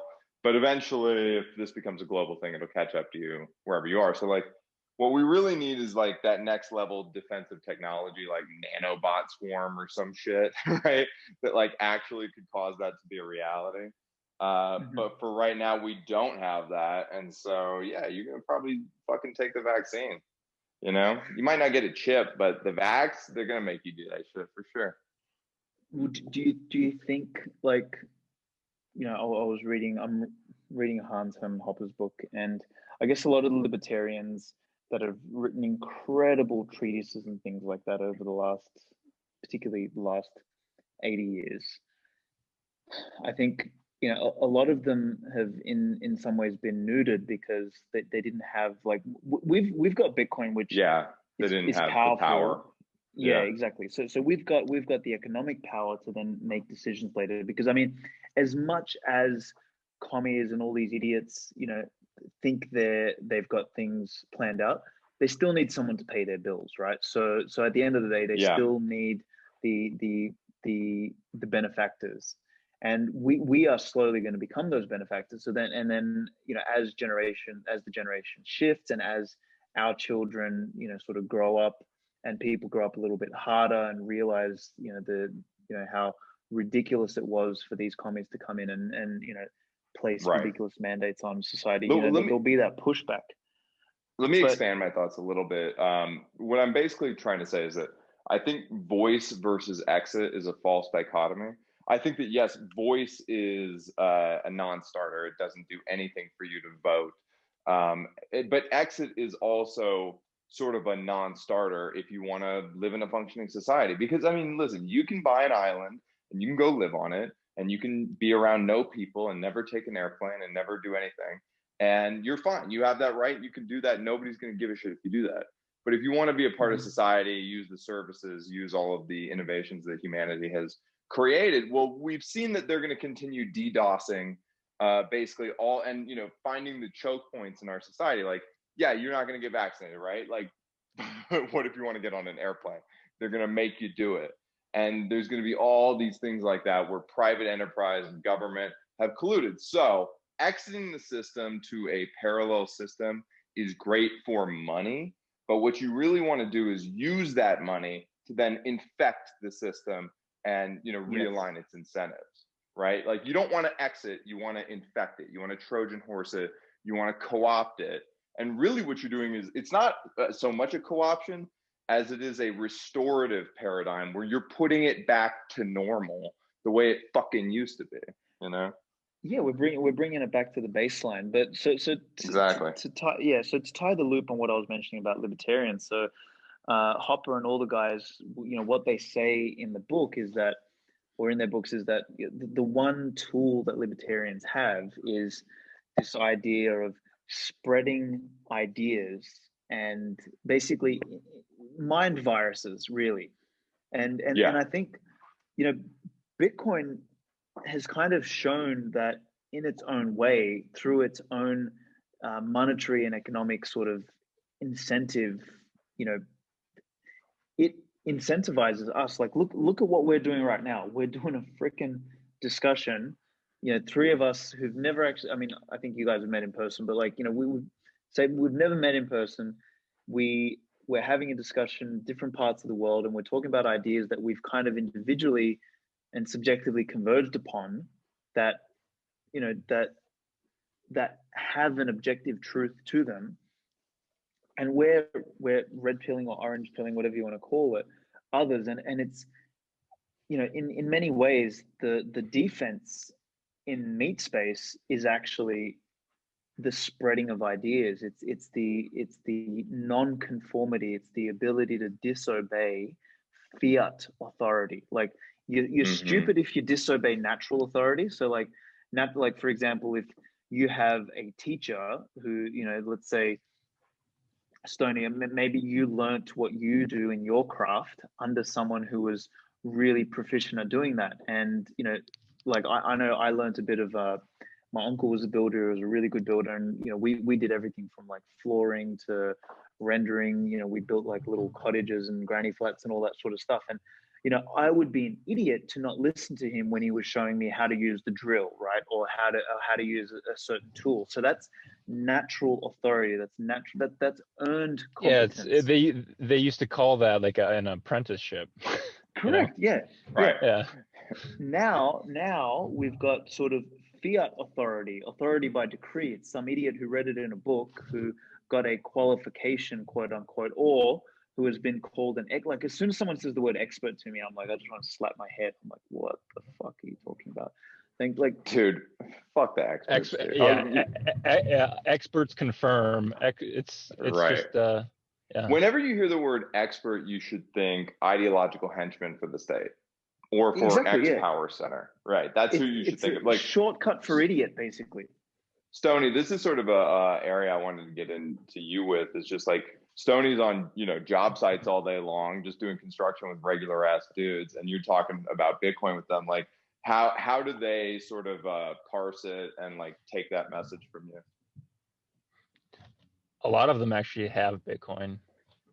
Nice. When you build things, you know, it's a methodical, like, there's steps, and they understand, like, their ideas have to withstand the elements of weather, of anything, or else they're going to fall down. And then it's a lot more expensive to rebuild something than to build it correctly the first time. So, like, I've got Bitcoin accepted on the side of however many, I've got millions of dollars worth of equipment, and they all have Bitcoin plastered all over the side of them. Not so that I don't think I'm going to convince someone to go buy Bitcoin by having that on there, but I want to start a conversation. Yep. And I think that this stuff needs to happen on a local level. Like, this whole thing with me with Bitcoin is an experiment. I'm just a blue collar worker.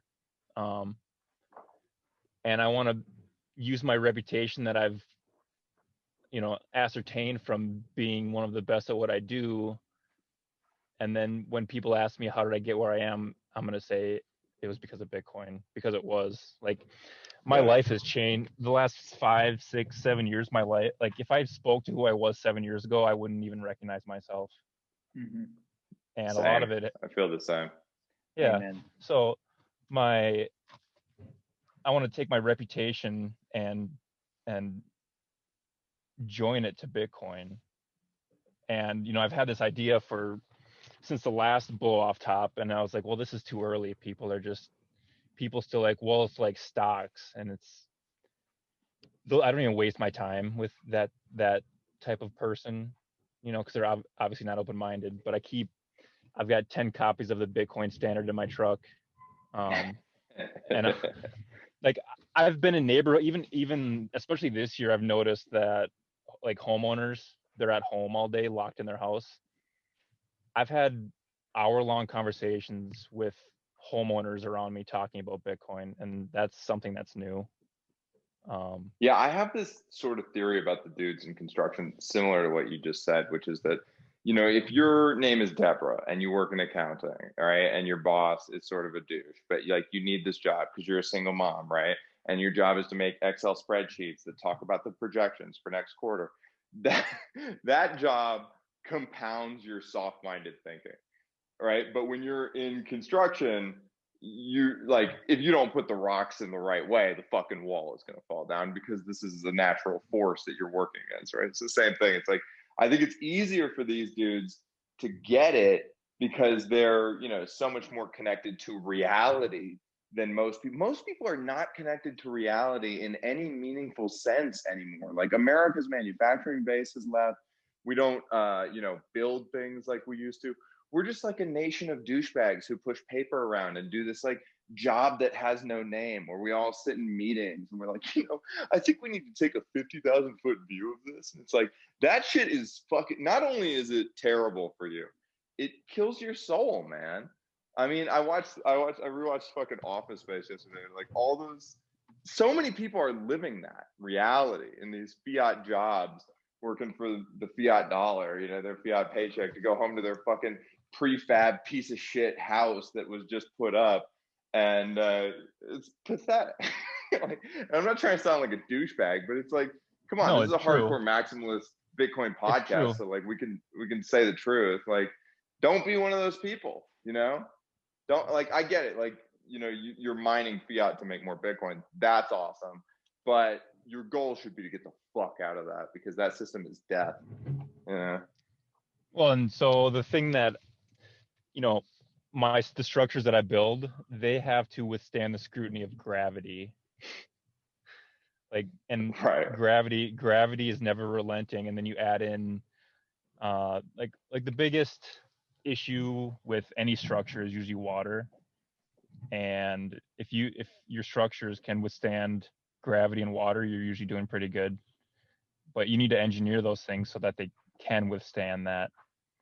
And like my biggest issue with what I do isn't actually building these things. It's dealing with administration of like cities and permitting. It's a nightmare. And they literally, these people have, they have no idea what they're talking about. You know, like I went to school to be a mechanical engineer, and I hated like the corporate structure and all of it so much that I quit, because I was like, I had enough of this. Like I went through Calc 4, all this stuff. Like, dude, I had a buddy who was working at 3M as a mechanical engineer, totally quit to flip houses. You know? Yeah. Fucking like hated it. I would go to my classes in college, and then after I did that, I would go to work, and I'm like, wow, I really enjoy this a lot more. And, you know, I just made a decision. You know, obviously I didn't get into a bunch of debt to go to college for some special fancy piece of paper, but like now I work with engineers, and I'm usually the one that comes up with a solution, and then I make them run the numbers because that doesn't interest me. And then I basically execute what they say needs to be done as far as mass and global stability, bearing capacities, everything. But I prefer the application, not the circle jerk of running numbers all day. Like, it just doesn't, it's just, that's more of a reflection of my personality. And it's what you said there about like the amount of time and energy that gets wasted in dealing with the bureaucratic element of the process, like it's just another one of those examples of waste that happens when you slot bureaucrats in between willing producers and willing consumers. It's like, it's so wasteful. It's so like, imagine all the things, like when you kind of like multiply that out across all the bureaucratic regulatory crap that happens around the world, it's no wonder like we're burning up all our resources. It's because it all goes into waste. It's like, it's a black hole. The things that, like we probably, out of everything that we produce, like, 60% of it is probably just bureaucratic waste. And that's not even counting like, obviously pulling numbers out of my ass here, but that's not even counting like taxes and inflation, everything. It's like we've become such a diseased, soft, and wasteful sort of species. And it's not, again, it's not because of capitalism. It's not because of conservative thought. It's not because of the desire for an individual to better themselves. It's all a result of fighting nature and fighting like natural law. Like what you mentioned earlier, I think there, HODL, and what you were describing, Stoney, about like the kind of people that end up doing jobs in the real world. It reminds me of this meme, right? There's like, on one side it's this chick who spent $100,000 on an education, and she's sort of got like a hand over her head, thinking, "Why did I do this?" Like, spends $100,000 on on a degree, on a stupid degree, can't find a job, so decides to go back and spend another $50,000 on an MBA. And adds no value to society, is unhappy. And on the right hand side, you've got dude, leaves school early, spends 15 grand or 20 grand on a technical college, gets a job earning $70,000 a year, out of technical college, pays off his debt, doesn't give a fuck. It's like, totally. Well, it's also like there's this classic book called The Millionaire Next Door. Did you ever read that one? And one of the big like one of the big points in that book is just that people who go become a doctor, a lawyer, a dentist, an accountant, whatever, they spend a lot of their disposable income on a Mercedes and fancy suits and keeping up with the Joneses, and they start spending right when they get out of school. Whereas the blue collar guys who own their own business, do plumbing, HVAC, welding, whatever the fuck, right? Like they are also making $200,000 or $300,000 a year, but their hobbies are drinking Coors Light, going bowling, fixing up an old Harley. They're not trying to be something they're not. And they actually end up at the end of the day with much more significant wealth than their white collar counterparts. Yeah. But people don't want to hear shit like that. They don't want to hear fucking facts. It's like, such a weird time we live in, man. Yeah, well, there's no such thing as facts anymore. I think, the biggest casualty of 2020 has been the truth. Like it's you there's like, you say 2 + 2 and the sheep come and the sheep come after you. They're like, I said it. I'm a person. I pride myself on finding the truth, and I have found it incredibly hard to even find it this year. And it made me realize this year how dependent I still am on mainstream media sources for some sort of, like, I wasn't getting truth from them, but I was using them to triangulate truth. And once they went fully, just insane, then you couldn't even use them as like a piece of your setup to triangulate where the truth was coming from, right?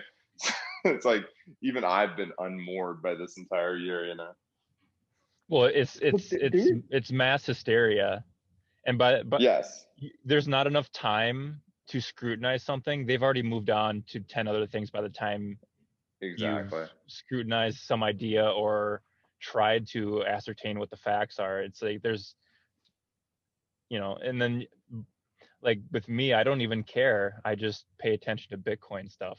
Like that, the Bitcoin narrative is what I pay attention to because I think it's far more important than mainstream media hysteria. It's the one that's rooted in reality, right? Because it doesn't change. So like it's funny in a fiat world where fiat money chases or drives innovation that is deranged in nature. Like we don't, the world doesn't need another Instagram or another Facebook or another TikTok. Like that's not what we need, but that's where all the innovation is going, because we're also empty and we're also dependent on having clicks and claps and whatever the fuck else is going on. So it's like what ends up happening is we create we've actually created a culture of hysteria because of all of this excess capital that has gone and driven innovation basically in two fields, which is software and banking.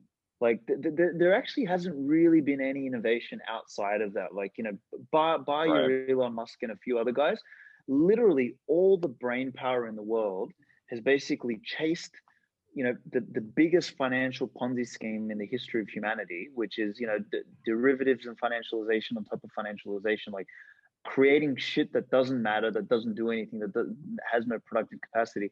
And then on the flip side is, you know, the Silicon Valley type, like, creation of apps and shit that doesn't do anything except, you know, have us fucking staring at our phones and taking photos and selfies of ourselves. It's like what's this app called? Oh, it's called Fleabo. What's it do? Oh, it spies on you. Like, yeah, that's the fucking world we live.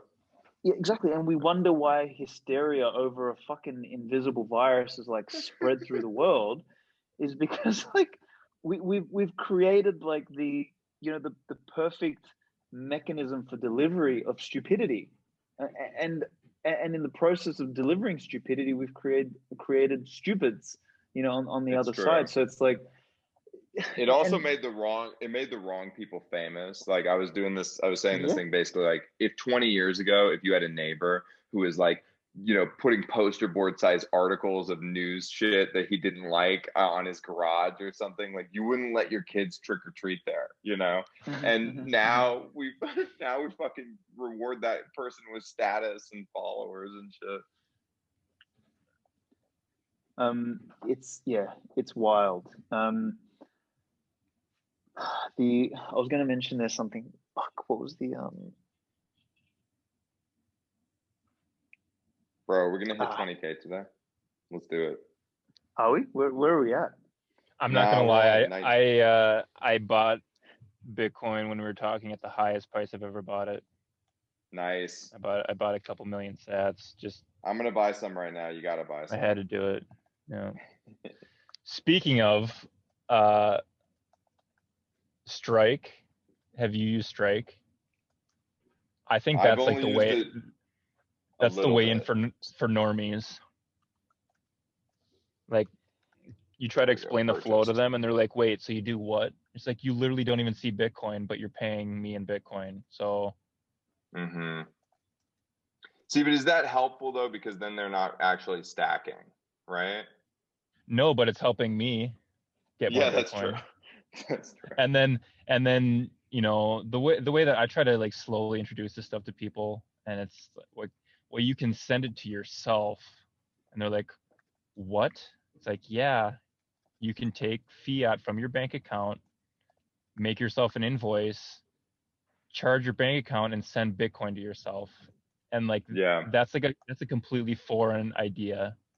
It's so bizarre. Streaming money and all the stuff that's about to happen on Lightning, and like basically like the build out of possibly a new internet on Lightning, is so bizarre and foreign and weird. It's like hard to even conceptualize, you know, for me. It's like we're moving into like super exciting times, you know. We don't have like, I've spoken to Jack House a couple of times actually, and we're looking at doing an integration with him with Amber in Australia. It's just a little bit more complex because banking in Australia is a little bit, how can I say, Stone Ages. I mean, it's archaic. Yeah.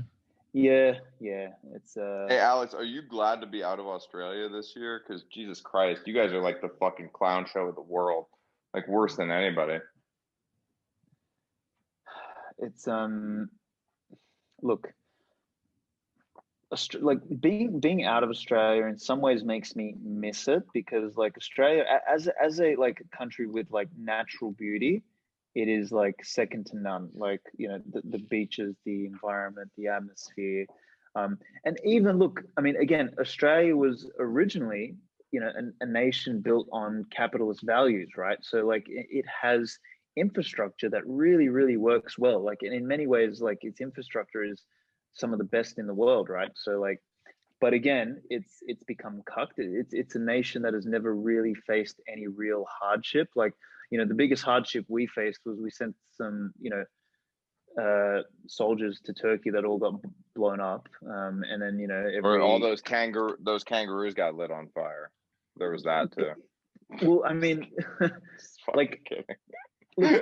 dude, other than that, like Australia hasn't really faced any hardship, right? So it's like that's Australia's biggest problem, is that, you know, we've got this sort of nation of idiots who I mean, even the idea of like she'll be right, mate, has like been permeated through society. It's like what everyone says. It's like everything will be fine. So no one cares. Like shit happens and no one cares. And it's funny. It's actually the first, second, and third generation, maybe not even third generation anymore. It's probably like the first and second generation imports, like that have come from Southern Europe. So like, you know, my parents came on a boat and all that sort of stuff, but they came in like the 50s, 60s, and 70s and practically built a lot of what Australia is today.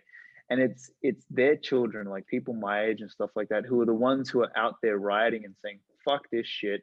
We ain't taking a vaccine. We're not staying inside. You know, we're the ones railing. Whereas it's the softies that are sort of grown up there over the last, you know, like generationally, they've been there for, you know, 3, 4, 5 generations. They're the ones who are like bending over and saying, oh, give us more lockdowns. And, you know, I think the big problem is Qantas, like, I think the big problem is like the people I saw getting arrested for writing shit on Facebook, you know, and it was like, oh man, yeah, they're beating like, down doors.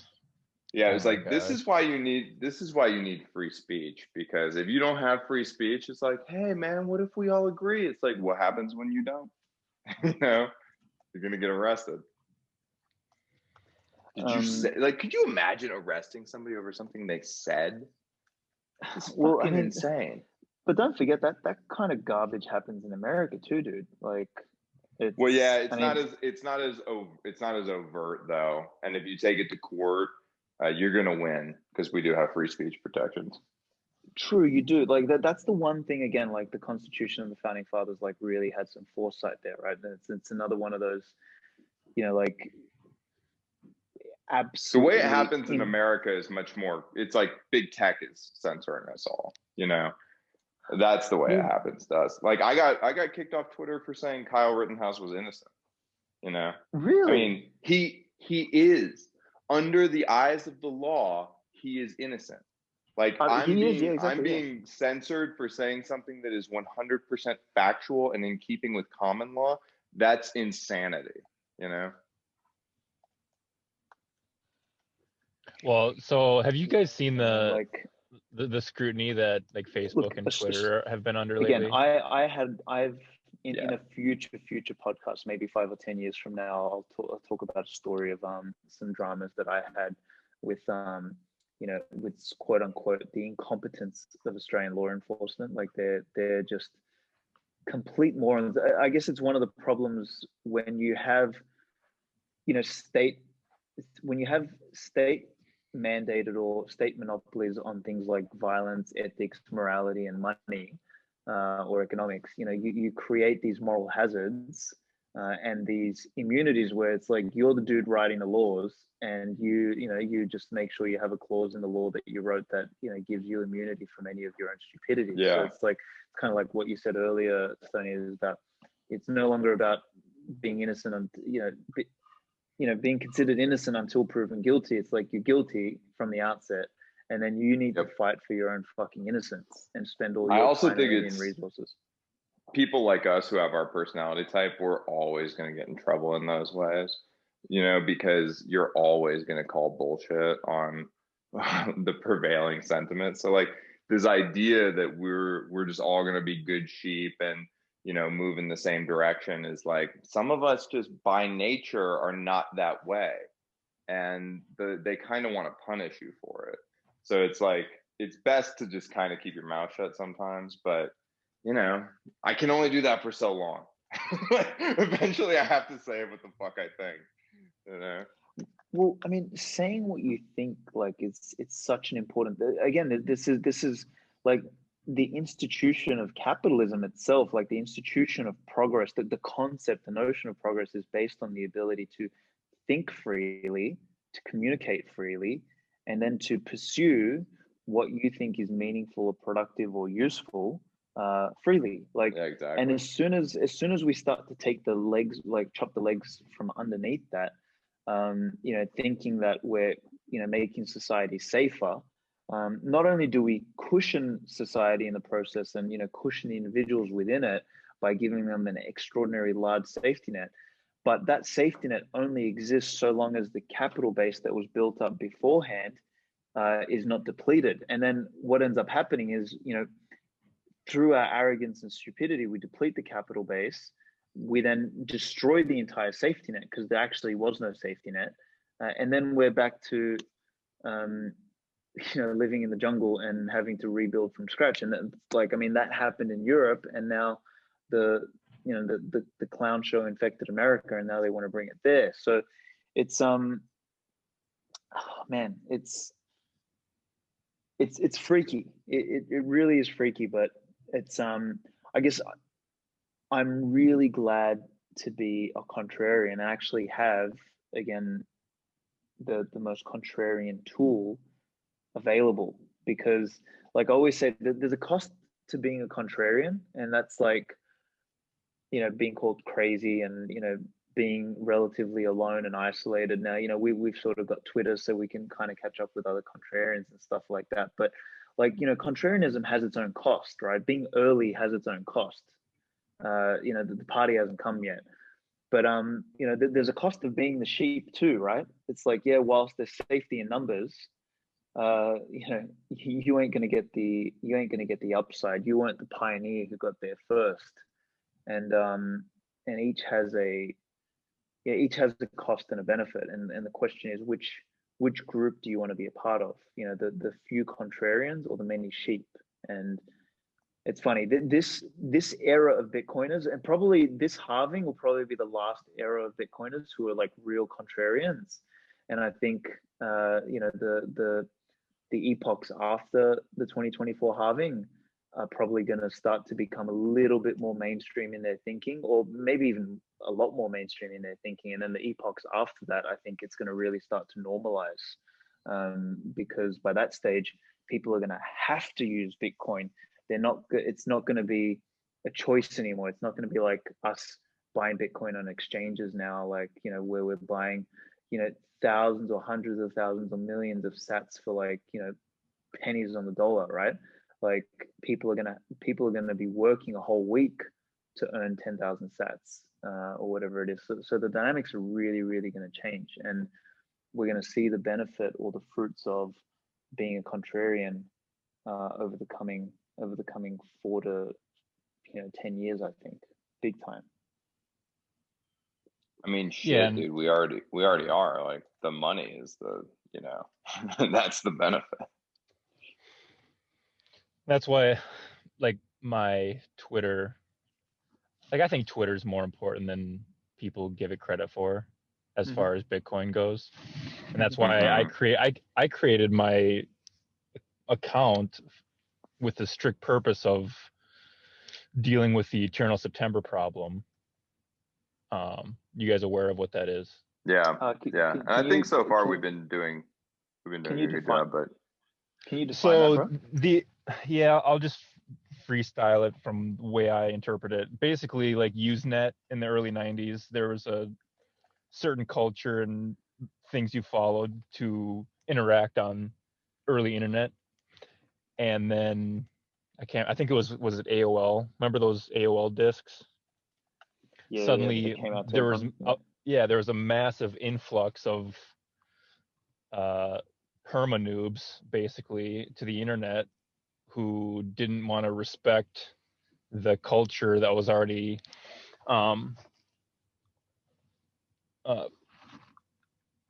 evident with the internet, and they basically the internet maximalists of the early 90s were basically washed away by just a constant influx of new users who just didn't give a fuck and were basically using the internet the way that a corporation wanted it to be used versus like the organic growth of early users. And I think we're at the peak of eternal September for the internet with these limited hangouts I call them limited hangouts, but like people think Facebook is the internet. People think Twitter is the internet. And I've lost track of how many accounts I've had on Twitter. I'm sure HODL's the same way, but it's just, you need to enforce the culture. Otherwise, we're going to have, like, I think Bitcoin is very resilient to this, but you need to have the intolerant minority, and you need them to be very loud. And I just find that extremely important. One, so people don't get wrecked. Like, I've been tweeting delete Coinbase for years now. Not your keys, not your coins. I don't think that's a controversial thing, to custody your wealth and take extreme ownership over yourself. But in the environment where people have been coddled for 30 years and basically raised by the state, taking extreme ownership is counterculture. So that's just the way I look at it, and I find it extremely important. Well, big time. Funny, yeah. Like I think the extreme ownership piece though is like really that you can draw a strong parallel there with contrarians, right? Is because we've been coddled for so long, the idea of taking personal responsibility for things, particularly like your wealth, is contrarian in nature. Like you have to be different to think that. And I was chatting with a girl the other day actually, and she was saying, I was kind of talking about how there was some people trying to, perform fraud by stealing people's bank accounts and using it on Amber to buy Bitcoin and stuff like that. And I was talking, and she was like, "Oh, is that one of the problems with Bitcoin?" I was like, "Well, that's actually not a problem with Bitcoin.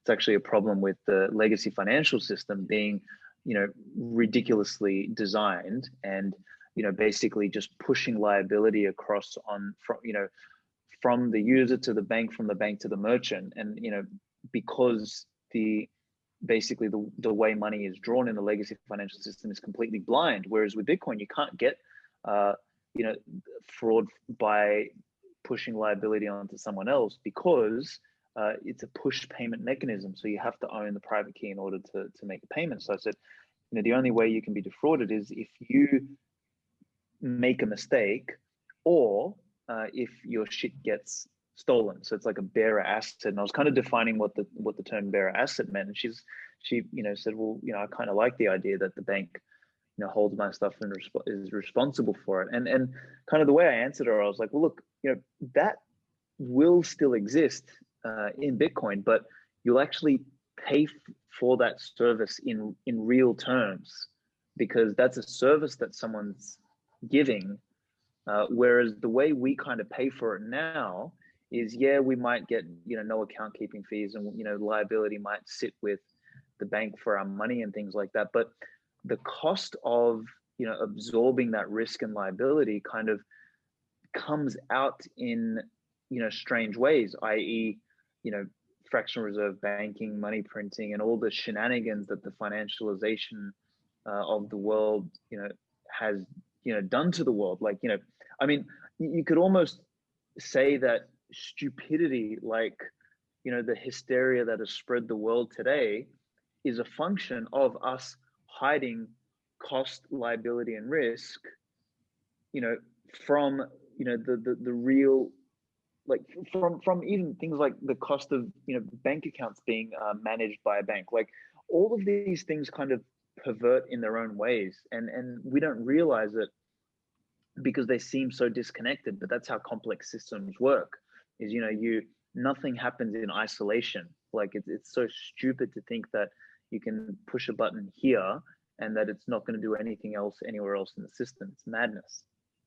I'd go further and say that it's underwritten stupidity. I mean, stupidity is like a feature, not a bug in the fiat system, because look at all the fucking, like, the speculative trading that was going on Wall Street in 2008, right? And like, they all just got bailed the fuck out. They're doing it on purpose. They're privatizing the gains and socializing the losses in this weird sort of corporate socialist system. That, like, when I think about people on the left wing who are upset about this, I see their point that like, yes, we don't have capitalism and that's fucked up. And I agree with you that we need capital. Well, we need to fix it. You think we need communism. I think we need better capitalism, right? But it's like, it's insane, the oligarchy that we have across the world, the aristocracy that is running things, and there's no way to hide it anymore. It's on display for all to see, and if you can't see it, it's because you're willfully ignorant.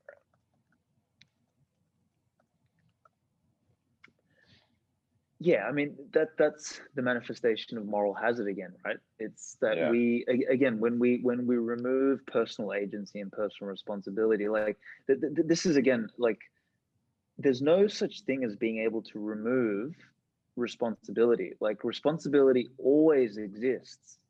The question is the responsibility on the individual, or is the responsibility absorbed somewhere else, through some faceless, disembodied institution called the state, which then funds itself from the rest of us. That's how the socialization of responsibility actually occurs. And what is this is why the whole meme about Bitcoin fixes this is so true. Like, Pedro did that podcast with, what's that dude's name, Rusty Russell or something, who Oh yeah, that's the last dumbass. podcast I listened to of Pedro's, and then I jettisoned that. I've been on on a meetup podcast with Rusty Russell, and like the guy's a core dev. Like he sounded like a really smart guy while we were talking on the pod together, because we were all like, it wasn't a pod, sorry, it was a meetup, and we just sort of dialed in. And he was saying all the right things. So like, when I didn't even listen to the whole podcast. I listened to like 10 minutes, and I was like, what the fuck is going on here, man? Like, I don't know, like Bitcoin he's autistic, dude. There's something wrong with him, because like he was talking about me on that podcast, and he was like, yeah, there was this guy, and he said that Bitcoin didn't hit 100,000, he was going to give all his followers his Bitcoins and stuff, and that's just, come on, we got to be better than the scammers and stuff. It's like, hey, dipshit, this is called a joke, and it's irony, and I'm making fun of people that do that. Are you so stupid you can't see it? He was all upset about it. I was like, what's wrong with you, you autistic son of a bitch, you fucking spurg? Get the fuck out of here. Sorry. I'm a little, no. I was like, yeah. I wanted to scream at the podcast when I was listening to it, because I was like, that is not what the intent of the joke was. Yeah. So I've been hoovering up podcasts for almost 12 years now. Like when I'm at work, I just listen to literally 10 to 12 hours of podcast every day. And I struggled. I was like, I have to listen to shit that I don't like listening to, because I give everything a fair shake, and then I shit on it after if it sucks. That's just how I operate. Yeah. And I struggled through that. Like, it was a struggle, and it's just I don't know what to I don't know what to say. Yeah. When also he was saying things like, he was like, you can't just predict a bull market. And it's like, well, we just did, you dumb bitch. And also, I went back, I got triggered after that podcast. I went back through his tweets, and he was like somebody was saying PayPal's about to adopt Bitcoin. He was like, yeah, but they didn't even say what year. It could be like years in the future. How dare you listen to this person? And then literally it happened like next week. Is like, you stupid fuck.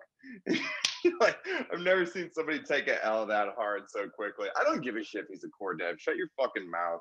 Like, you don't know anything about the culture that's grown up around this asset, because you're too fucking head down in the code all day long, and which is fine, but like, keep your stupid opinions to yourself. That's how I feel about it. Is he a core dev, or is he a lightning dev? He's a lightning dev, but he also he's made some important code contributions. Yeah, and there's merit in that, but that doesn't mean you can't have an opinion I disagree with or think is just asinine. Yeah, I think sometimes the devs in the space get, they basically feel like they're not getting adequate respect, and that it is a very thankless job. And I think they're right, like from their perspective. But I always operate from a place of respect first, when I talk to one of the core devs, because I know that what they're doing is important and they have a technical skill level that's far beyond me, and that they're contributing to Bitcoin in a much more significant way than I'm contributing to Bitcoin. So I do always come at it from a place of respect. But I'm not gonna be deferential to you. If you say something that's stupid, it's stupid. Like, and you need to be called out just like anybody else.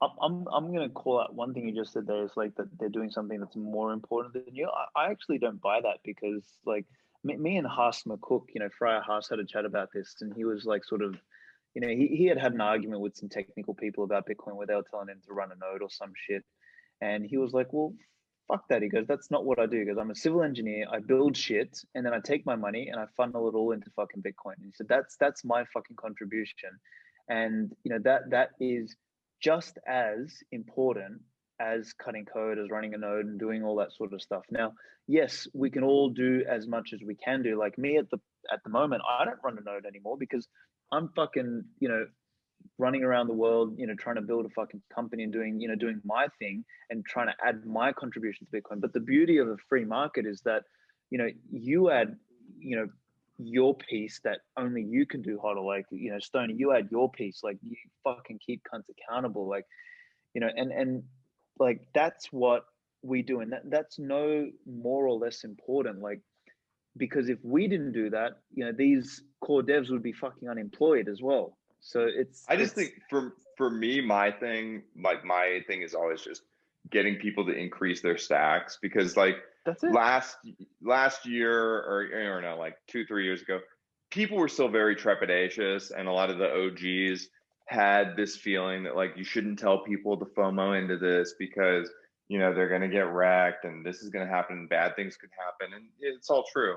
But if you tell them to HODL and stack and then encourage them to do that to an extreme degree, everybody that took me up on that advice is fucking prospering right now. Yeah. Right. Yeah. Because we all knew it was going to happen. So like for me, if I know it 100% and I knew it the whole time, I was confident throughout.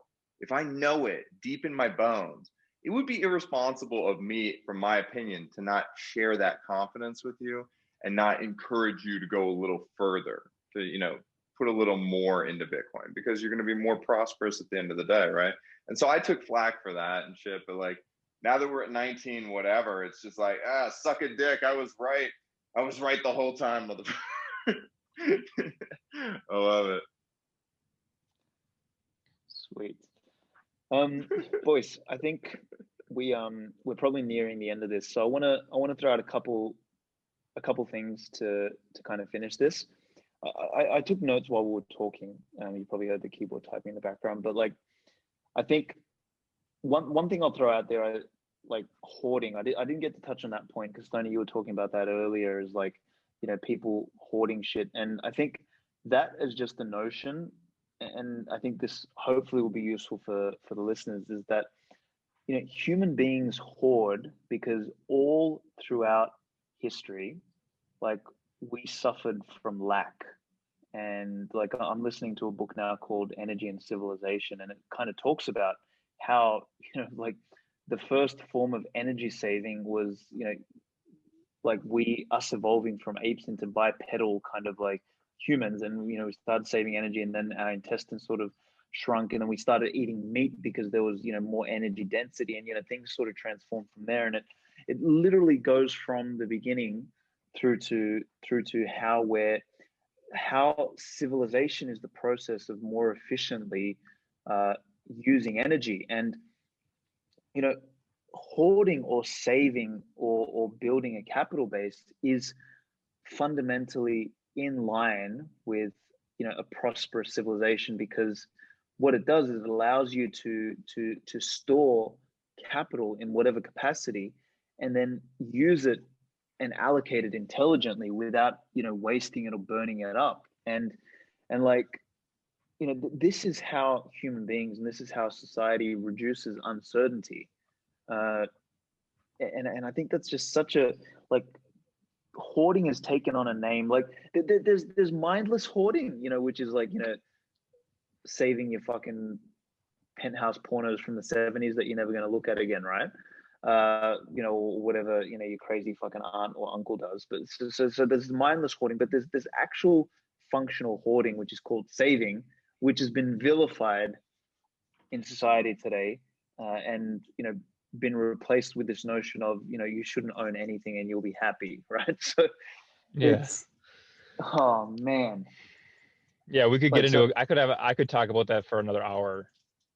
Well, but give me a short rant on it, so we got something there. No, we're at an inflection point here where, like, hoarding is not a bad thing, but you need to choose the unit or whatever you're hoarding wisely, because you could be hoarding Ripple and have a really bad time, or you can hoard Bitcoin and you're doing well.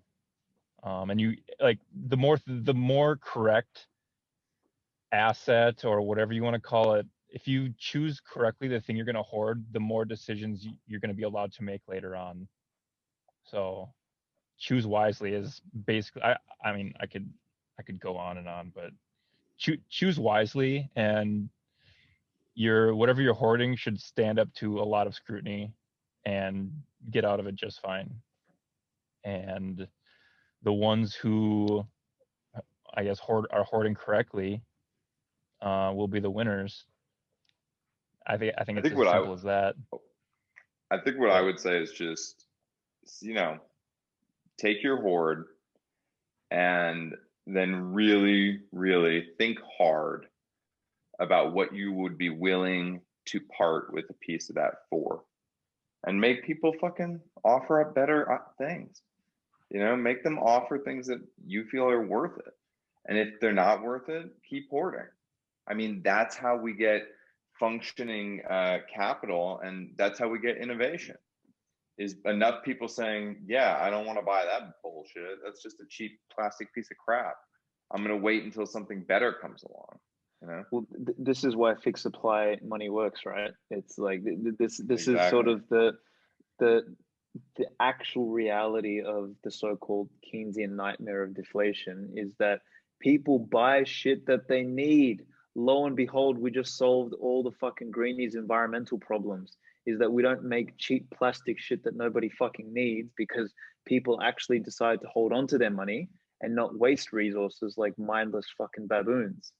And, you know, like, it's just so like, funny, dude, that there wouldn't be all the plastic trash in the ocean if we had a gold standard. Like, it would, like, there would still be some, but it wouldn't be the size of Texas, you know? Yeah, like we literally, like, all of the shit that, you know, and this is, again, you know, like, sorry, Rusty Russell, but fucking Bitcoin does fix this. Like, it really, really, really does. You change those base incentives at the foundational level, and you change behavior.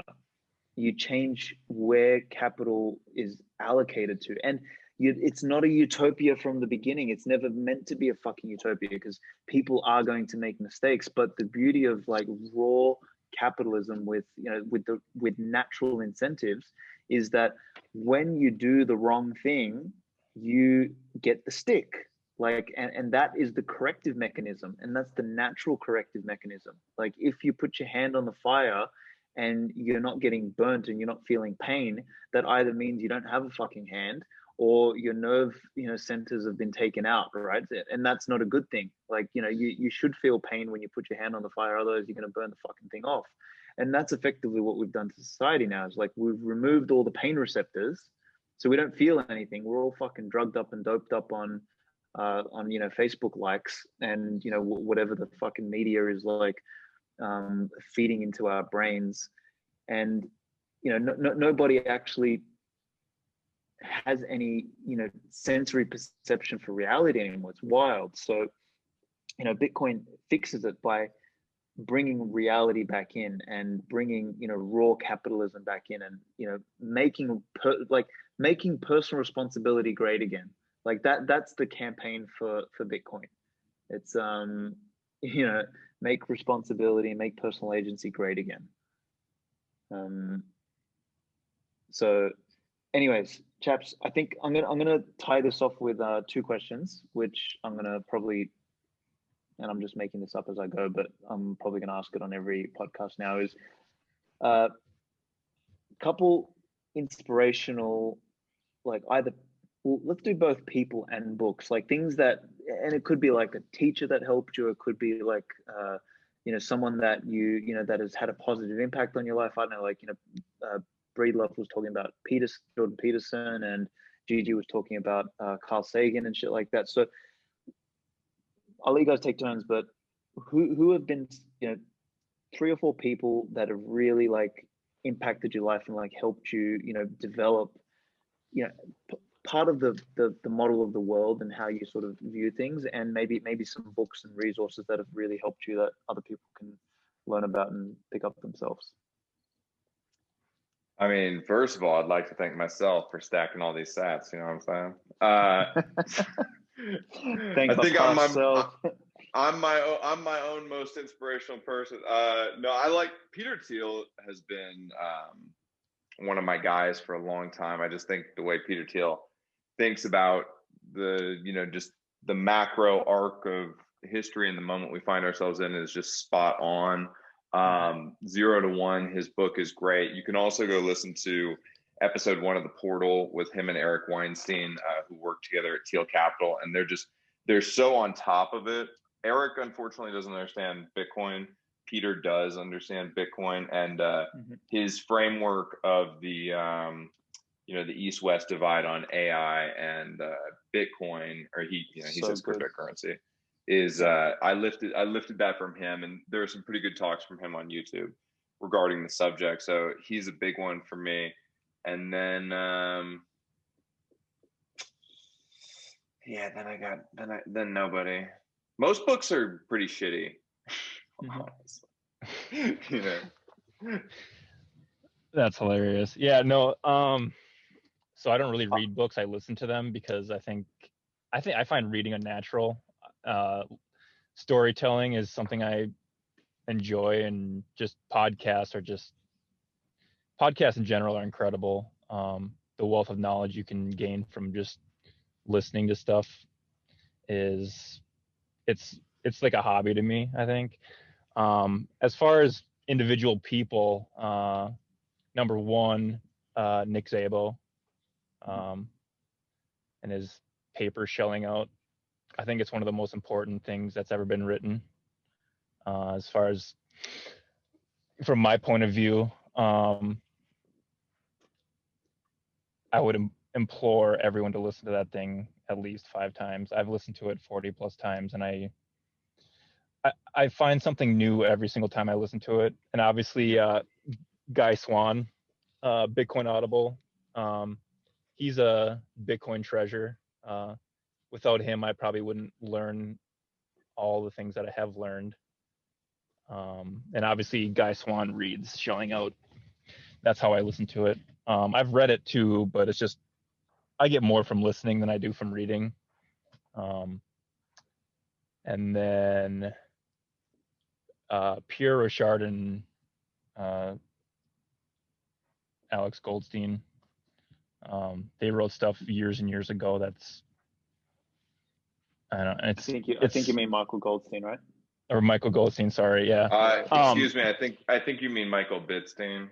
Michael Bitstein. No, that's what I was like thinking in my head. I'm like, I'm so fried because I usually don't talk this much.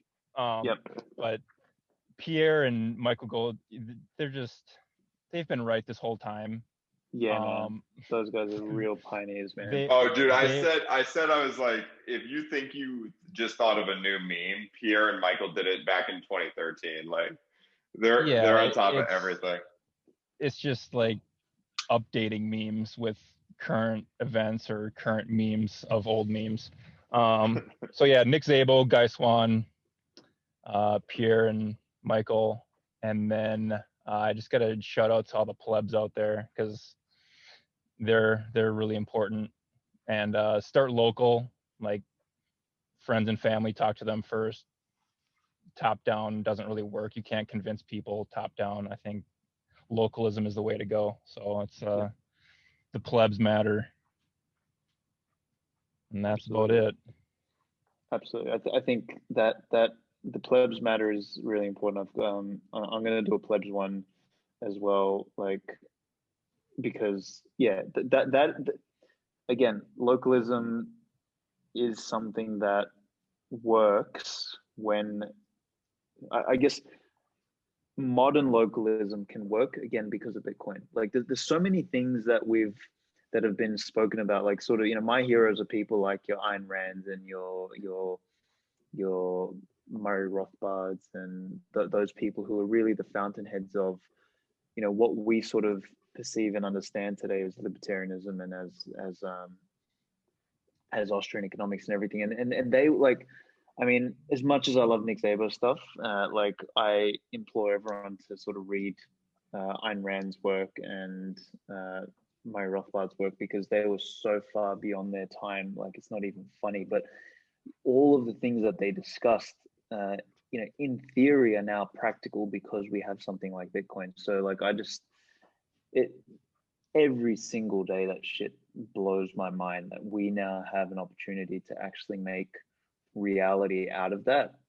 But, again, in the spirit of, this idea that anything worth having is worth earning, like we're really going to have to fucking earn this shit. And like this, we've already paid quite a price, like, being through, I mean, one bear market for some of us, two bear markets for others, potentially three bear markets for a few others. Like, we're earning our stripes as we go, and we're earning them by being contrarians, by being called crazy and all of that shit. But yeah, like to tie this discussion off, lads, I think, we are, like, Bitcoin is that philosopher's stone. It's that tool, and we are the revolutionaries along that path.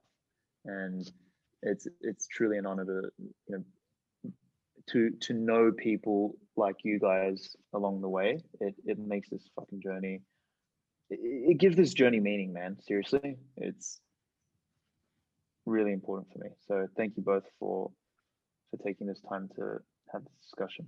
It really means a lot. Of course, man.